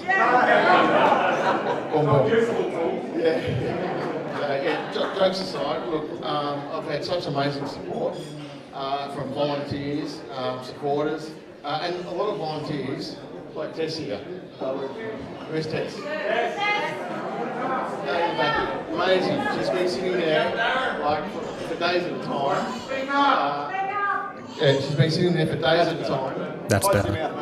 Handing out how to vote cards, and she's been incredible. And so has everyone. And the support has been unbelievable. And to see all these people here, all travelled a long way for your support today. It's been amazing. On your dad.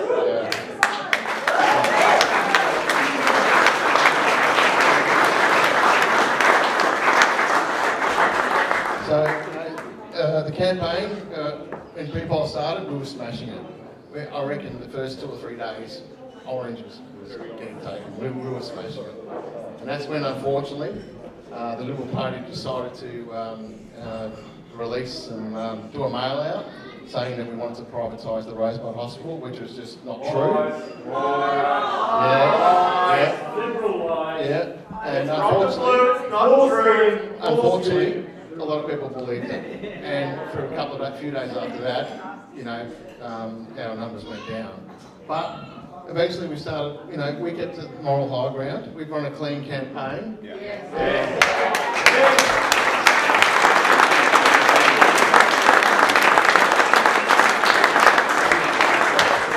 And the numbers started sort of coming back towards us. So we've had a late run at the end. And even if you don't win, we've stuck to the moral high ground.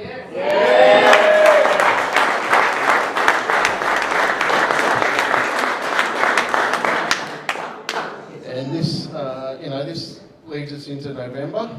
We've got a good launching pad. We're going to go hard and go again. We're going to go again. Let's go again.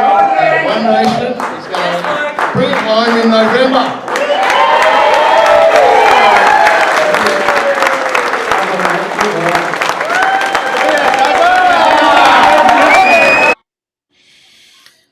Yeah, good on him. Good on him. That's a good approach to take.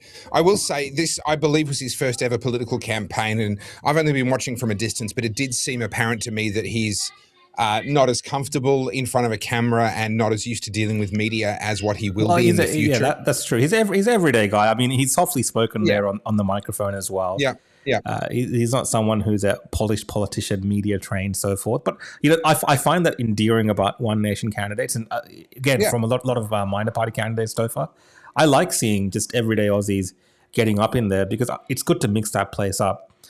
I spent a bit of time in Canberra there, working for a senator, and the amount of art students and lawyers that are there, it's not a reflection of everyday Australia. Let's just put it that way. So I don't mind that. No. I know you don't either.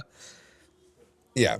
So let me say, though, a by-election is a magnifying glass, and the quality of the candidate in a by-election and the individual personality and capacity to communicate is amplified. It's more essential than it is in a general election where that's just one candidate amongst many. So Darren's actually held up well under that microscope despite having no experience. And so I see a good future for him. He's obviously committing himself there to continuing to work and continuing to double down. I think that's a fantastic thing. But we can also see from the results so far down the bottom, the provisional results coming in so far, the Liberals are in a commanding lead, a commanding position here. But even so, on the current numbers, they will still need One Nation's preferences to get them over the line and into an actual winning position. And so from my perspective, barring a One Nation win, which was never likely, and I certainly, and I don't think you ever predicted, barring a very unlikely One Nation win, I think this is just about the best possible, result. One Nation in second position and providing the Liberal Party with the preferences they need to actually claim the win. This is a position that sets up One Nation very, very well for the November election. Yeah, I tend to agree with you. When I look at these elections so far, again, I like seeing the minor parties do well. It's been a struggle, and it's been great seeing the traction that One Nation has gotten over the last few months, and they've put pressure on the Liberals. Now the Liberals are going to walk away from this. Jess Wilson's going to be patting herself on the back. I think again, there's going to be a false sense of security there as well, but they're going to play it up in the media. For their own purposes. Security. Yes. There will be in public. There will be bravado, claiming the win. Look at us. We are the safe pair of hands. Politics is moving to the right, but they're choosing us and not these unknown renegades, One Nation, who have never delivered a hospital or a road. They'll borrow from sort of Matt Canavan's playbook at the moment. They'll do all those things in public.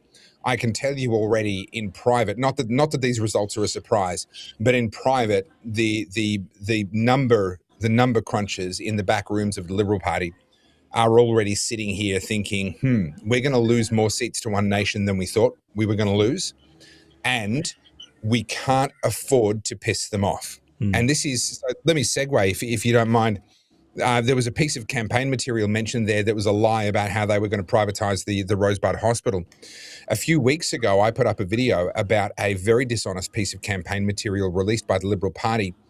And that was a piece of campaign material that was in One Nation orange. It never had any Liberal Party branding. The only thing identifying that it was from the Liberal Party was the authorisation statement. And even that didn't say Liberal Party. It just said name and address. So you actually had to know who that person was, which I do, or Google it in order to figure out, this came from the Liberal Party. It never once said who you should vote for. It just said that you should not vote for One Nation. And it rolled out the usual lines. They've never delivered a road. They've never delivered a hospital. I might even have it here. What's Bring it this? up. I'll pull up the letter they sent you as well. Oh, yeah. I love how they've called you Mr. Toher Field. Yeah. They should know your name because I know you've previously ran. I'm on the electoral roll for crying out loud with my full name, of course. This in itself is concerning. Now, also, notice how it says our ref, record number, and there's no number. Yeah. Now, I don't know what that means, but I'm reasonably sure that the VEC are flying by the seat of their pants in this particular case. Now, the fact that they sent me this the day before the election also makes me go, come on, guys.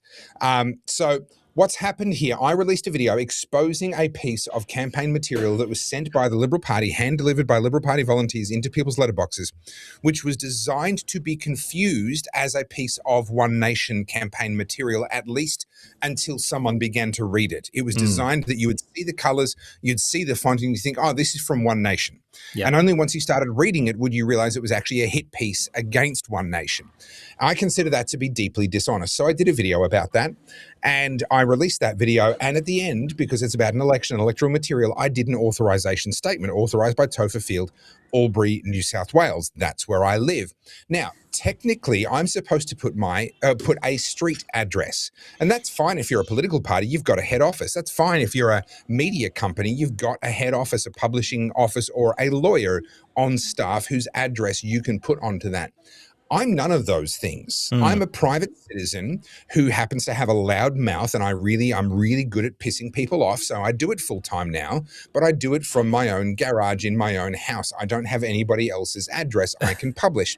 So the VEC's rules, as written right now, create an unreasonable burden on me. Ready? I think I'm ready. Sorry, ready. mate. We've got Benji calling in. We've got another guest coming in, Toher. We'll go back to your point. No, I'm happy to wait. Yeah, can you hear? Bernie Finn. Mr. Bernie Finn. Is that Rakshan? It is Rakshan and Toher Field. Rakshan, how are you, mate? Good, mate. Good to see you. You're in the One Nation Orange. Yeah, good, isn't it? Quite a turn. quite a turn you've done. I think it's the perfect person to ask. You've been with the Liberal. Okay, good to see you. Lovely to meet you at long last. Bye.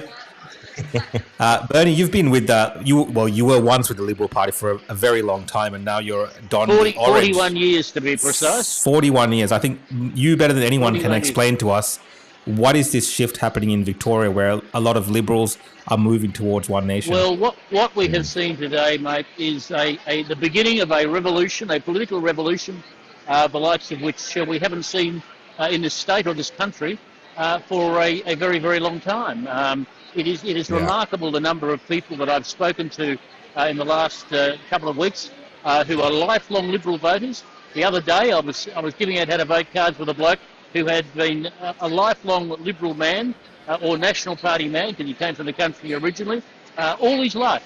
And he had been a Liberal member, but here he was wearing the orange T-shirt and giving out One Nation cards. And that is indicative of what's happening amongst a lot of people and a lot of way they're thinking. And it's quite remarkable the number of people who I would regard as natural Labor voters who are actually taking our card and not taking any other So, if people think that this is just taking Liberal votes, they should have another think about it, because we're also taking a lot of Labor votes, and that is going to have a major impact on politics in this country. Interesting. Thank you for that, Bernie. I wanted to ask you about today's result. Just based on the numbers that we're seeing, it looks like a strong performance by the Liberals. What's your takeaway from what we're seeing in terms of the result and the numbers coming in? I'm sorry, mate. Can you run that past me again? It's very noisy in here. No, I totally understand. Based on the numbers and the results that we're getting in today, it looks like the Liberals are performing quite well there in Nepean. What's the takeaway? Being a Liberal insider at one point, what do you think their takeaway is of well, this? You have to say, I think they'll be relieved. If they've won this, they'll be very relieved, because I know that they were very concerned. That's why they ran the smear campaign, the scare campaign about the Rosebud Hospital, and we called them out on that, but they did a lot of damage with that. So whoever came up with that lie, well done. You've done yourselves proud if you regard if you're looking in the mirror and trying to make yourself proud. Well, you've done that. Your lie worked. But the fact of the matter is that we have held up well. We've held up extremely well, and we have made an announcement today, and that announcement is that One Nation will decide who the next government of Victoria is. If One Nation is not the next government of Victoria, we will decide whether it's Liberal or Labor.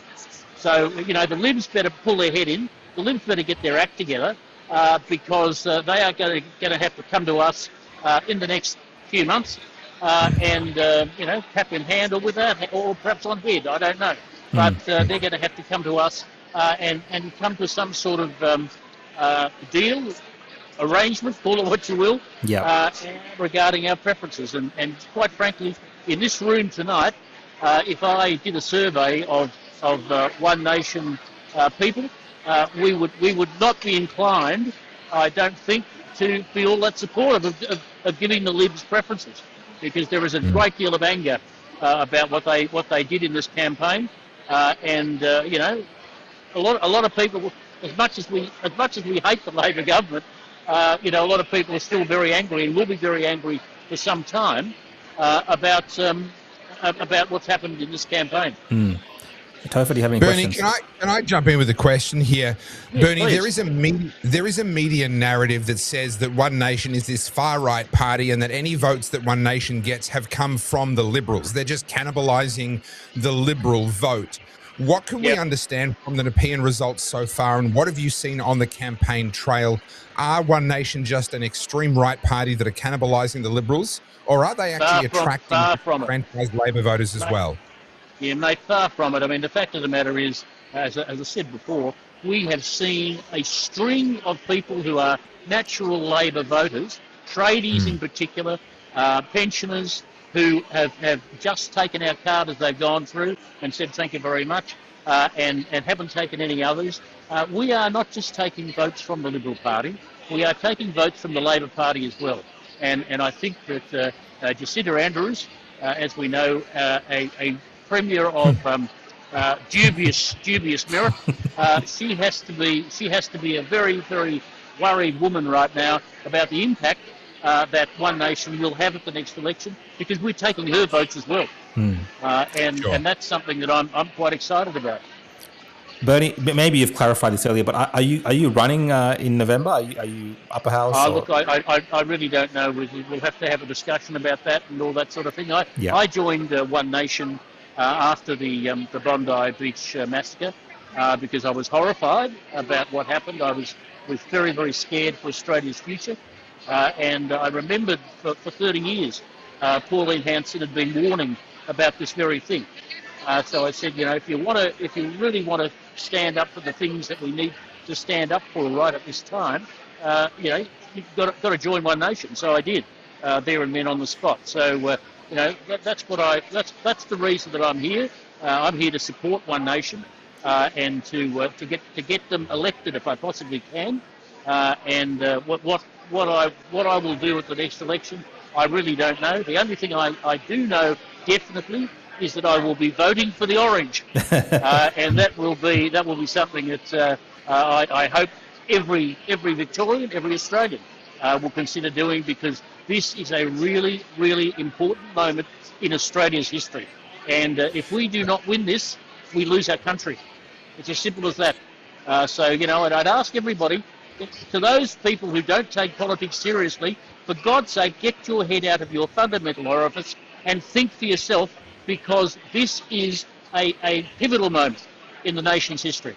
And if you don't make a decision as to where we go, if you don't take any interest as to the direction that the country goes, well, we're going to sink. And that horrifies me. Bernie, we've just had another update come through from the Victorian Electoral Commission. If you look on their website, it's now 60% counted. And One Nation, Darren Hercus, is now solidly ahead of the Labor proxy, Tracy Hutchison, the alleged independent.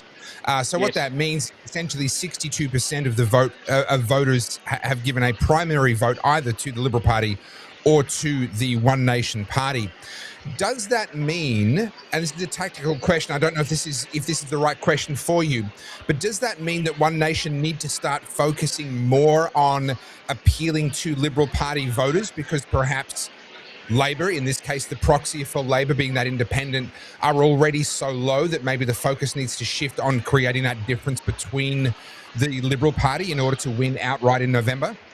Yeah, well, look, Wayne Pickering, our state president, made reference to this earlier when he said that we're going to have a full review of what we need to do, and we'll do it. We want to form the next government here in Victoria, and I believe that is a possibility. So I think I'll leave that to Wayne to look after. But I looked at a good number of the Liberals coming through the booths over the last couple of weeks. And I have to say, a good number of them, how can I say this nicely, might not be with us in November. They are of such an age that they're very, very old, and they've been stuck in their ways for 60 years or whatever it might be, and that's why they voted Liberal. But there's no guarantee that they might be around a real lot longer. Thank you, Bernie. Thank you for your time today. I really appreciate it. That's a pleasure. I hope to see you around again. Chat, gents. Bye now. Thanks, mate. Thank you. Rukshan, with each update, we're watching this independent, this Labor proxy is declining. We're watching actually the Greens declining at the same time, and One Nation's position is firming up. Yeah. What I find really interesting here, can you bring up, I can, but I don't want to sort of ruin your lovely screen here. Can you I'll bring it up. The Electoral Commission's website itself? From the VEC, isn't it? The VEC itself, the current elections, Nepean by-election results by district, Nepean district results page, to give it its short name. Let's bring it up. Once I see that on the screen, I'll go through what I want to show you here because it's fascinating. This was the catalyst. I was looking at this, and this is why I asked former MP Bernie Finn, great guy, the question that I did. So right there at the top of those results there, can you just scroll up a little bit there? Just hold there for a second. Come down a little bit so we can see a little bit more. So this is now 60% counted.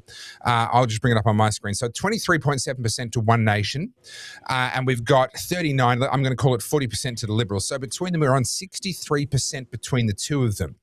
Now, you might be tempted to assume that all of those One Nation voters are disenfranchised Liberal voters.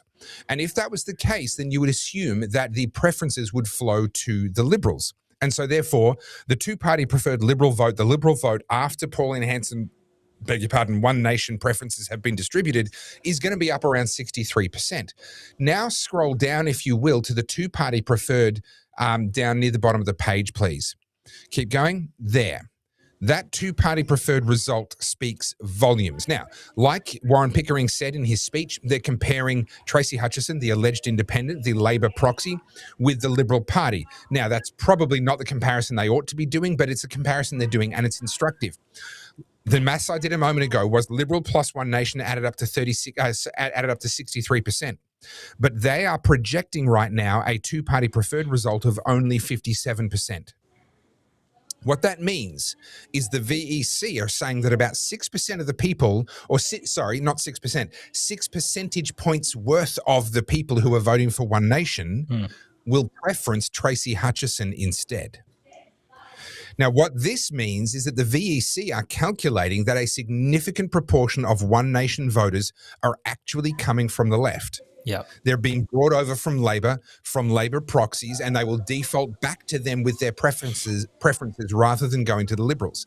This, I think, is a really interesting documented example at an official level of the VEC saying, actually, One Nation are not just appealing to disenfranchised Liberals. They're drawing voters from all sides of the political spectrum. Is it a possibility that it could be Liberals protest voting that don't want to vote for One Nation, don't necessarily like the Liberal Party, but they're going and voting for the Independent? Is that a possibility as well? Well, so they would show up then as primary votes for Tracy Hutchison, not as primary votes for One Nation, who then preference Tracy Hutchison.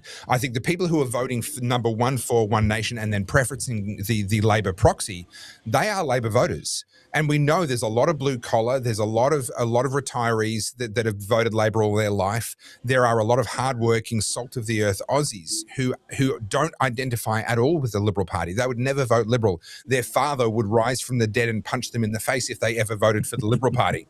But they can vote for One Nation. And what we're seeing is that a pretty significant chunk, maybe a quarter or so, maybe more than a quarter of the people voting for One Nation at number one are actually preferencing, at least the VEC are projecting that they will preference the Labor proxy on over the top of the Liberal Party. And I think that's really significant in terms of a bit of data, a bit of feedback to One Nation about where their voters are actually coming from. Yeah. No, that's very great insight, man. Like, I think people will get caught up in the headlines of all of this when the media gets a hold of this, because they just go for the sensational headlines. It is in that analysis and what the number crunches will be doing, like you said, within the parties themselves, and their actual reactions to it, especially if the Liberal Party warm up more to the One Nation now after this and try to make a formal deal as well. I don't think they have a choice. People keep saying, oh, Jess Wilson said that she wouldn't preference One Nation. No, Jess Wilson said no deals have been made. Yeah. Which is the correct position to take this far out from the election.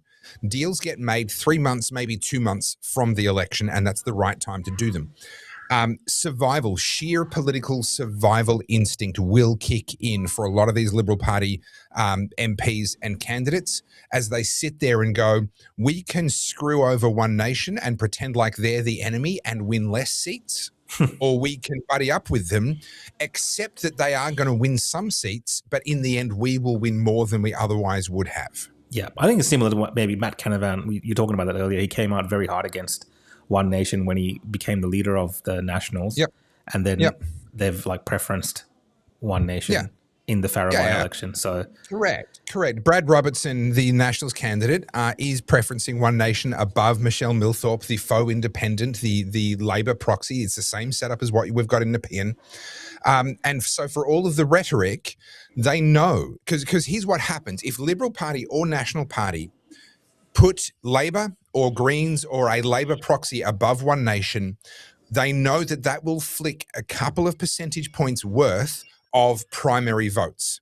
There are people who would have voted Nationals first and then voted One Nation second or third or fourth, but now they're pissed off that the Nationals didn't put One Nation higher up on their card. They're going to switch that first preference vote. Now, here's why that matters. These parties get paid according to first preference vote. They get $5 or $6, whatever it is now, for every single first preference vote, assuming they get more than 4%. That's where half of their campaign funding comes from for the next election. So the political calculation in terms of the MP or the aspiring MP is, how do I get elected? The backroom calculation for the power brokers and the money men behind the party is, how do we maximize revenue? Because ultimately that's how they spend on campaigns and how they hope to win in the future. So pissing off the electorate by doing something dumb with preferences that might win you 1 or 2 seats, that seems like a great idea to the candidates. But the money men in the back room, they're sitting there going, we might pick up 1 or 2 more seats, but across the entire election, we will lose 500,000 primary votes. That's $2.5 million that we don't get. That calculation is one that the average punter, the average voter doesn't even know exists and doesn't factor in when they're trying to guess what a political party might do. Yeah, no, great insight there, Toher. One question about Farah I wanted to ask you is, a video surfaced of the One Nation candidate talking at a symposium or a debate of some sorts, and he seems to be more amicable to immigration in the numbers that we have currently, or something around this. I'm sure you've seen this video. People are sharing this. And what do you make of this? Because obviously One Nation has been very strong in immigration. We do have this candidate in Farah who previously does have ties to, supporting Labor and supporting Teal. All these things have been brought up. But isn't that like Barnaby Joyce switching over to One Nation? Like these changes have happened, right? You cannot rule out the possibility that Matt Canavan and Pauline Hanson will be best buddies before the next federal election. Okay, Matt Canavan's chipping away right now, but look at what Barnaby Joyce said about her. Yeah. She's bat-foo crazy. Look at what's his name in South Australia. Corey Bernardi had said about One Nation in the past, right? Yeah. You got to understand, this is politics. Politics is a full contact sport. And just like if you're playing for Collingwood and you're against Carlton, you're going to go in for a hard tackle and knock the guy around a little bit. And then 2 years later, you might switch to the Carlton team, right? And the person you gave a hard time might hold a little bit of a personal grudge, but they're going to have to let that go when you're on the field because you got to try and win the game, right? It's exactly the same. So when it comes to David Farley, so I've now spent a fair bit of time with all of the Farah candidates. I hosted a candidate forum 3 nights ago that was sponsored by the Shooters Union of Australia. We had Michelle Milthorpe was there, David Farley was there, Brad Robertson, who is the Nationals candidate, was there, and a bunch of smaller people who, without being disrespectful, they're not in the running. They're not going to win. And I grilled David Farley, and I grilled the top 3. I grilled Michelle Milthorpe about her connection to Climate 200 money, about being preferenced by the Greens, about how she's not talking about her position on windmills and solar farms and VNI West and renewables and net zero. She's silent on all of that in this campaign, and how I believe that's dishonest. I grilled her on that. I grilled Brad Robertson, the Nationals candidate, on the fact that the Nationals are so historically weak.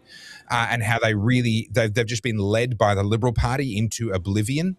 And I gave David Farley a really hard time over a couple of key things. Firstly, his previous links to the Labor Party. Play this for us. I'll get the audio running. You can keep going. I'll just get the audio working on that one. Okay.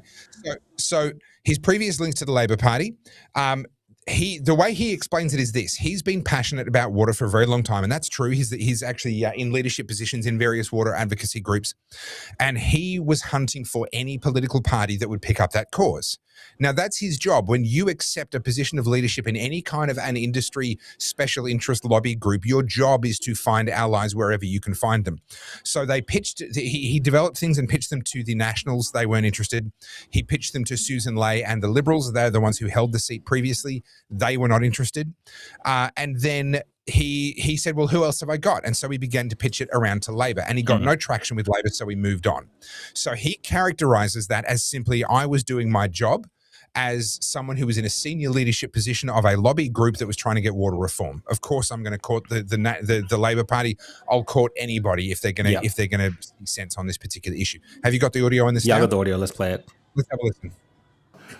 Australia's been great at immigration, but we've just got to get better at it now. But is 306,000 too many? Is 306,000 too many? No, it's probably not. If we're successful in One Nation's water policies, we're going to need more labour, and we're going to need more labour quickly, skilled labour. So for anyone to be able to say what is the number today is you'll be able to address is what are we doing with productivity and what are we doing with capacity building. Then you'll get a true number that's required for Australia. Yeah, because you've spent some time hunting up temporary workers, overseas workers for abattoirs in the Northern Territory, for example, and that figure includes things like the visa holders for on working visas. Yeah, that's the PALM program. And it also includes students, temporary students. Australia's been great at immigration, but we've just got to get better at it now. But is 306,000 too many? Yes, that's repeating. Okay, so let me tell you a couple of things about David Farley, and full disclosure, I'm hoping he wins the Farah by-election. Okay, I'm in his corner. I'm not a neutral observer, and I just want to be upfront about that. So David has spent a long time in business, in agriculture, and he has seen firsthand the reality. And this is something that I already knew because of my advocacy around water since 2012, but it's come into really sharp focus since I moved up here. Australians would not eat if it were not for immigrants picking your fruit. I'm sorry, that's a fact. Right, there has been government. Well, that's going to be program very, very unpopular in the current climate that we have today, Toher. Couldn't give a shit because it's true. And this is the thing with David Farley. David Farley doesn't care about your feelings. David Farley is not going to lie to your face. This is one of the things I like about him most. So I'll give you a different example. The hospital is a really big issue here in Albury, and every other candidate at the forum that I hosted 3 days ago, they all said we need a new greenfield site in Albury, a new greenfield hospital site in Albury, not a renovation of the existing one, a brand new one. That needs to happen. We've got to stop this renovation of the existing hospital. It's a waste of money. We need a greenfield hospital site, and I will deliver that for you if I'm elected. Right? They all lined up as a conga line to say that. David Farley gets up and he says, well, I know from experience in delivering infrastructure that it's going to be 15 years from now before we can open a new greenfield site hospital. So if you want to have a hospital between now and 15 years' time, we have to continue the renovation of the brownfield hospital, the one that we've already got, because otherwise there's going to be a massive gap in services. And yes, we have to negotiate for both. And the fact that we're spending money on one is going to affect our ability to get money for the other. All of that's true. Yeah. But if you're going to sit there and tell yourself that we're going to have a greenfield hospital and pretend that that's going to solve medical issues and medical availability in this area within the next 15 years, you're dreaming. Now, that's the truth, but that's not what people wanted to hear. What people wanted him to do was to join every other politician and, frankly, dishonestly make a promise that they could not keep, which was, I will deliver a new greenfield hospital for you. David Farley is doing the same thing on immigration. Most Australians, now, I'm a libertarian. I'm actually in favor of immigration. Why? Well, because I've actually done the numbers, right? I'm actually evidence-based. I'm sorry, I know people who want to be nationalists and rah-rah Australia, etc. are good for you. But the world actually has to function. And I've been involved in the food supply chain. I was involved directly in the food supply chain for 7 years, working in various aspects of the logistics of getting food onto the shelves of Coles. And well, you've actually argued against my views on immigration as well, because I think I'm a bit more hardline than you on my views. You're a white fascist compared to me, Roxanne. I mean, you're like right out there. I'm just going to put it out there before you continue on. But my view is, I get your argument that you're making around the realities that we have to deal with, but I think the sentiment of the country, people want to see something done. So, unfortunately, even if it's symbolic, I think it'll appease a segment of the community who think that this is, for whatever reason, this is the number one issue. Like, they think that the immigration issue will somehow, if you cut immigration, will lead to fixes for everything. That is the belief, and I know you share an opposite belief, which is more grounded in, your understanding of the flows from productivity and the use of migrant working populations or skilled migration to help industries and so on. Is that correct? It's simpler than that. The reason why we get horrible, terrible immigrants who take advantage of us is because the incentives are for people to arrive here and take advantage of us. If we fix the incentives, the problem goes away. You can fix a problem one of two ways: by controlling and restricting it, or by making sure the incentives give you what you want. And fixing incentives is far better in the long run and leads to a far more naturally good outcome rather than controlling and micromanaging something. Every time you put the government in charge of something, it goes to crap. We all know that. Why would we do that with the immigration? What we need to do is remove all the incentives, remove all this NDIS rorting, remove all forms of welfare rorting and sending money back home, remove the two-tiered justice system where you can give a sob story about how you're an immigrant and you get off for crimes that people born in Australia would not get away with. Yeah. Remove all of the perverse incentives. If someone becomes a criminal in Australia and they were an immigrant, send them back.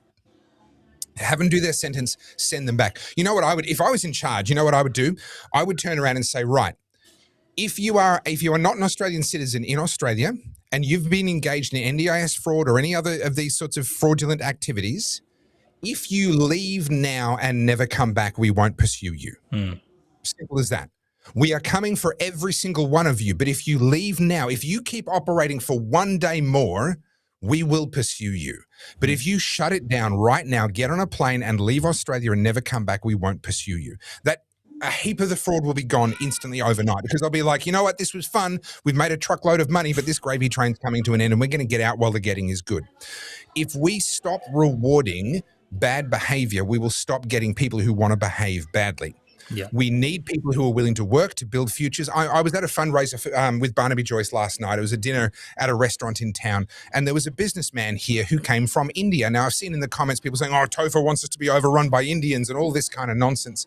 He came here with nothing but the shirt on his back. He now runs 6 different companies, employs over 40 different Australians. I met one of the people that work for him here in Australia, and he started with nothing, and he did it with nothing, starting with nothing but the shirt on his back. How did he do it? Because he took a job cleaning toilets as soon as he arrived. And then he just focused on being the best damn toilet cleaner he could. And then pretty soon he was working in the front of the restaurant because the owner realized, hey, this guy's underutilized in the back cleaning. He's learned his English and he's got good manners and he presents well. And one thing led to another. He started his own business and away he went. Of course I want more people like that in this country. Now, here's my final point. All right. And I made this point to the NSN when they were having a go at me a little while ago, and this really pissed them off. But I've never heard anyone come back with a good counter argument to this. The people destroying Australia are not the immigrants with foreign names. I'll tell you who's destroying Australia, because I agree Australia's being destroyed. But the people destroying Australia have really good European, Anglo-Saxon, mostly English last names. Names like Rudd, like Morrison, like Gillard. These are the people destroying our country. Albanese, still a European name. Good, white Europeans, the kinds of people that if they were immigrating to Australia, a lot of these people would be like, yes, you come here, you share my culture. Guess what? I don't share any culture with Anthony Albanese, nor with Julia Gillard, nor with Kevin Rudd, nor with Malcolm Turnbull. They are not a part of my culture. My culture believes in hard work, believes in taking responsibility, believes in making the world a better place. Their culture believes in stealing from hard workers, weaseling your way into positions of power, whether you've earned them or not, and twisting things to turn them to your own advantage, even if it's unfair on others. I do not share their culture.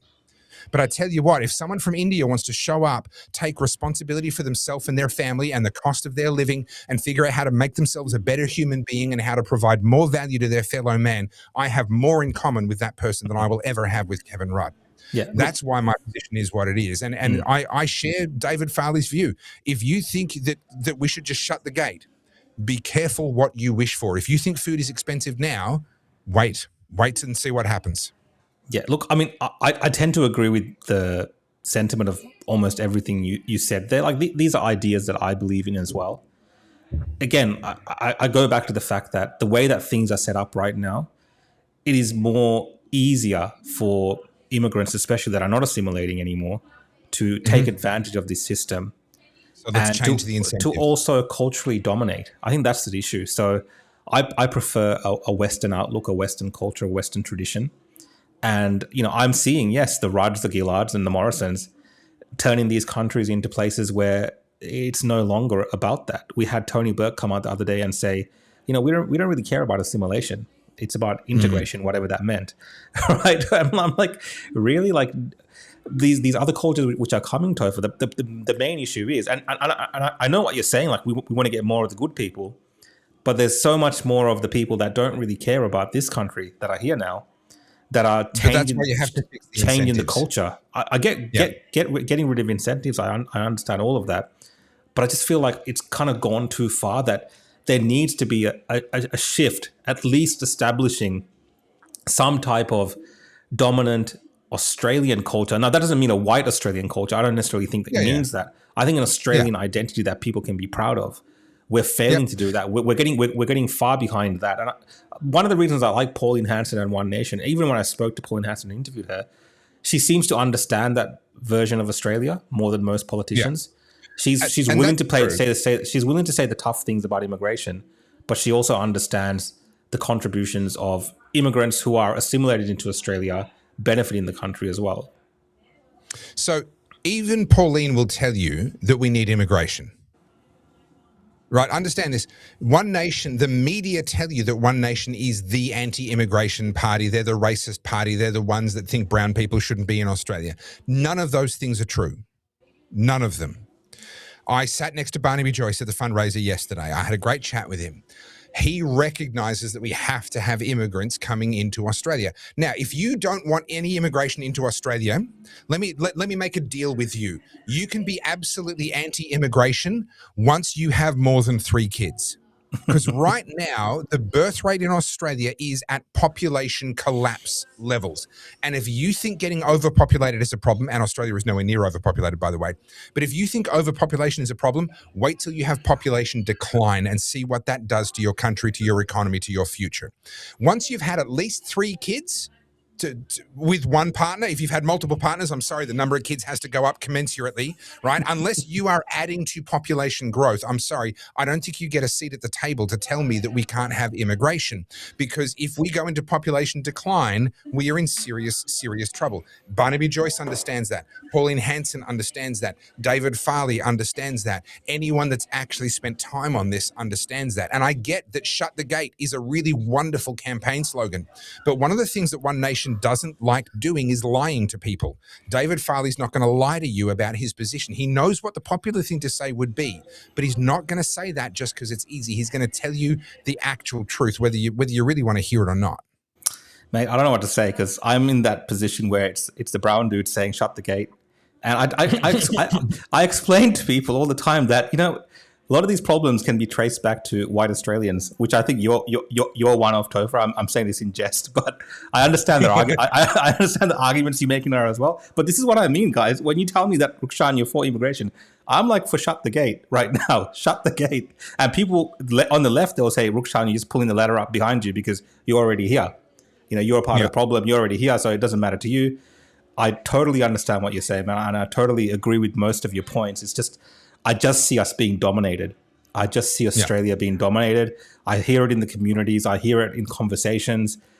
There is little regard for the Australia that I grew up in, at least in the 90s. And there's even less regard for, the historical idea of what Australia is. And that's a problem. If you take away the rort, and the NDIS rort is one of the biggest, but if you take away the welfare rorts, I'll bring 4 wives over here and 3 of them will claim single mum benefits, and we'll just be able to live in one household off the various benefits that we can all get. The NDIS rort, all the other different kinds of rorts. Is that what Joel Jamal's doing? Is that why he's one of the? Is he collecting wives? Is he? I don't know. I don't know. If Joel Jamal's watching for Dirty Boy Australia, I have a feeling maybe. I haven't caught up with him recently. But if you take that away, I promise you 500,000 recent immigrants will self-deport within 12 months, right?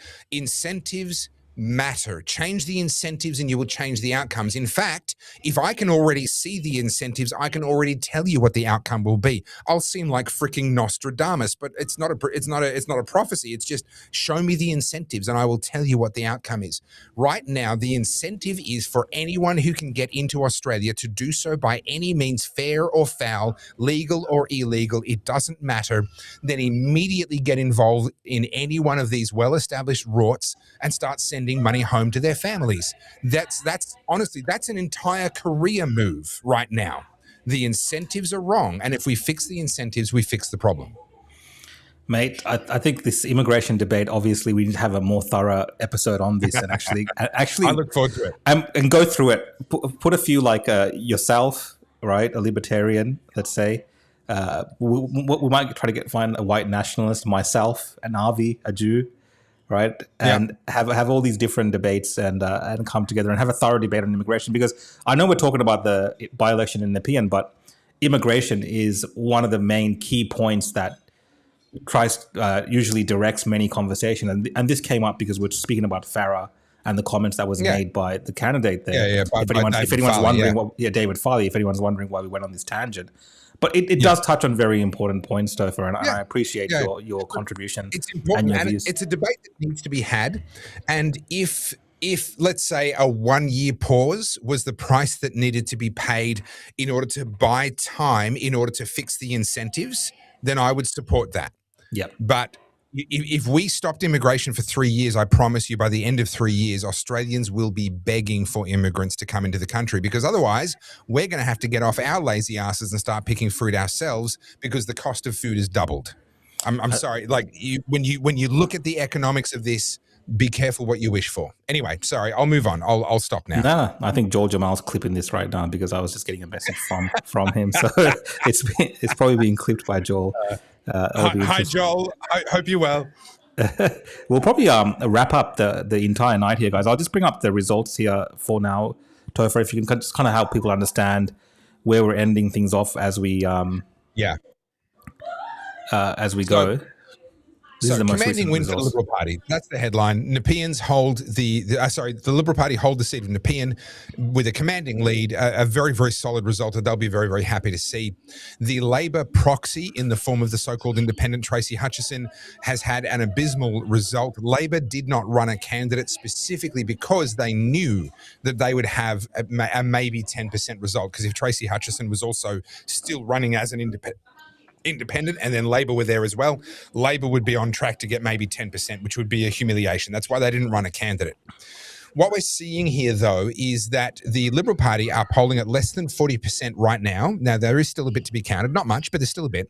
But they're polling around about 40%. And that means that they need the preferences from the One Nation Party in order to get over the line. One Nation are in second in this seat. That means that they will be in first in many other seats around Victoria come the November election. But in this seat tonight, they are in second position, which means you have an allegedly right-wing party, the Liberal Party. I say allegedly because they haven't behaved that way for a while. Then you have an actual right-of-centre party, One Nation. So you have two right-of-centre parties before you have any left-of-centre parties represented in the results here. And that represents a pretty seismic Victorian politics right now. That's right. We're talking about Victorian state politics. It's extraordinary. Yeah. Thank you for that wrap up, Toher. I really appreciate it. If you don't mind, I'm just going to read a couple of super chats and we'll wrap up the show, guys. So, all right, one last thing before I let you go, and I want to ask you this on air so that there are people watching. At the Farah by-election, which is coming up in 1 week's time, I will be physically in the One Nation after party. I suggest that we put our heads together and put something together so that we've got coverage of the results similar to what you've done tonight. Yeah, I think, look, this is a great format, Toher, what's happening outside of the mainstream media.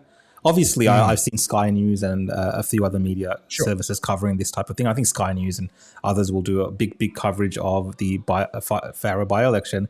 But what I love about this type of coverage that we do, and even on your channel, Toher Field, is that it engages the populace more. You know, everyone's involved in the conversation. I've seen many different conversations taking place in the comments. I think it's great. I think it's the future of media, and the more that we can work on this and build this up and offer people different avenues to enjoy politics. It's not as popular as the AFL. Let's say. I wish it was. I wish people were more concerned about what's happening in the politics in Australia. But I think we can make it entertaining. So definitely when you're in Farah, there's a possibility that Avi might come there as well. We can definitely do something when you're there. But let me read the super chats. I'll let you go. I'll let you go. I'm going to go up and see my family. But thank you for having me on, and have a good night, everybody. Cheers, Toher. Thanks, mate. Appreciate it. Toher Field, guys, and you can find him at Toher Field. He's on Facebook, X, YouTube, growing rapidly as a political commentator here in Australia. And he has great analysis, as you can see. He's very well across the numbers, much more than Avi or myself. So it's great getting in a guest like Toher, and he can explain all these little intricate differences and what it means. Okay, not that we don't understand it, but it's more interesting when someone like Toher delivers it.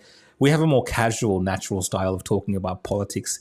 That's probably the best way to put it. But let's bring up some of your super chats. I appreciate all of you that have stayed in tune with us for almost 4 hours now. We started this stream, me and Avi, we started this stream at 5:30 p.m. here in Australia. We're heading towards 9:30. And, the results have come in. It does look like a Liberal victory. But there is some silver linings there for One Nation as well, as being discussed throughout the show. I did want to bring in some of the last super chats that we had here before we finished off the stream. So let me just have a look at what we have here.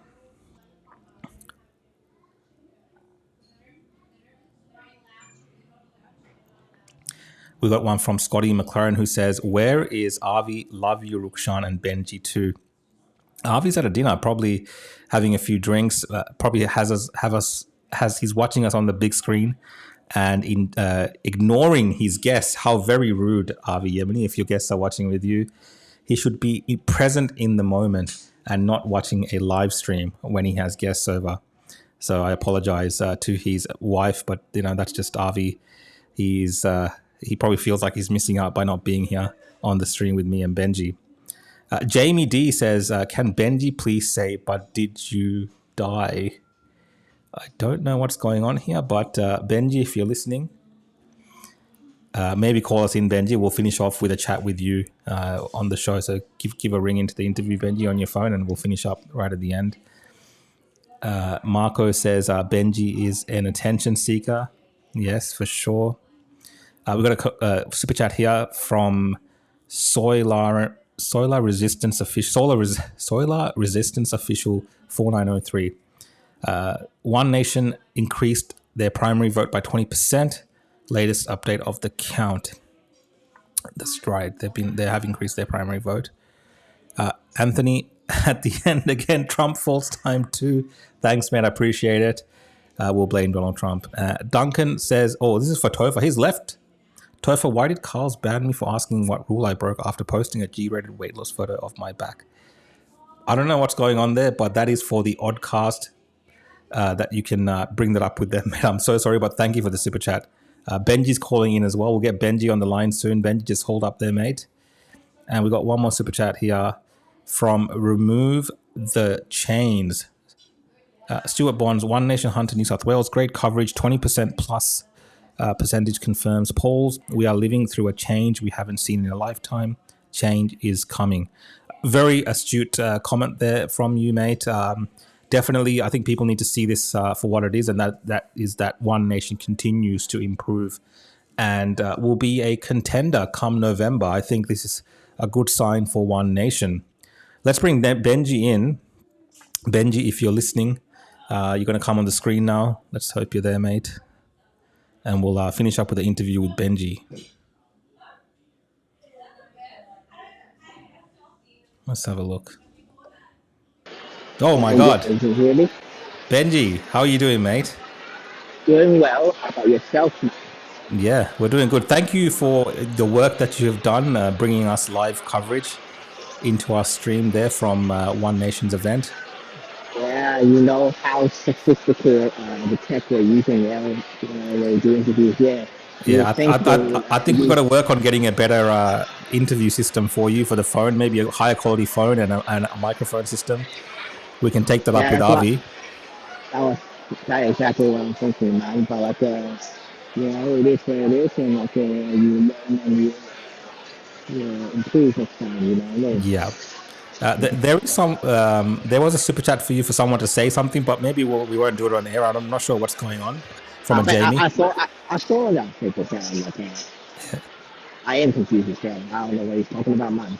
I don't know what you're on about. But yeah, Benji, what's happening there now? We're going to wrap up the show now. If you can just show us what's going on, people just chilling out. What's the deal? The people are just mingling among themselves. The TV screen is turned off. The screen is supposed to show all the results from the polls and all the stuff is gone. It's people are slowly starting to go home. Yep. Almost. Perfect, Benji. Well, thank you for your coverage. Thank you for your coverage tonight, and thank you for doing the technical work there on the live stream. Your duties are done. You can finish off. I've been given permission to let you finish from Avi, so you're done. You can shut everything down, and I'll chat to you next time. All right. Thanks for having me. Thanks, mate. And thank you to everyone who's tuned in today for Rebel News Australia's coverage of the Nepean by-election. I hope you found it very interesting. We managed to get into the One Nation event and speak to some of the candidate himself, as well as some of the officials from One Nation. And many of the people that joined us for interviews, including Toher. Great analysis there. If you like the work that we do, make sure you're following us on all our platforms. You can obviously find that by going to that website, rebelnews.com.au. And that's the best way to support us. And there's other ways as well that I'm sure you've seen throughout the night in the videos that Avi has played. There is also, if you want to support Rebel News, with by getting one of the merchandise that Avi loves to wear. I don't know if you've seen Avi in his merch, but you can scan this QR code. It'll take you to the merch store on rebelnews.com.au, and you can find all the great t-shirts, hats, and other cool merch with the Rebel branding or Australia First branding that looks very cool. Thank you guys. It's been great hosting this. We do look forward to doing more of these type of coverage. So you have a hybrid mix of people reporting on the ground and people coming from a studio and videos along with that. Have a good night. My name is Rukshan Fernando. You can find me at the Real Rukshan on X, Facebook, YouTube, and Instagram as well. Take care, guys. Bye.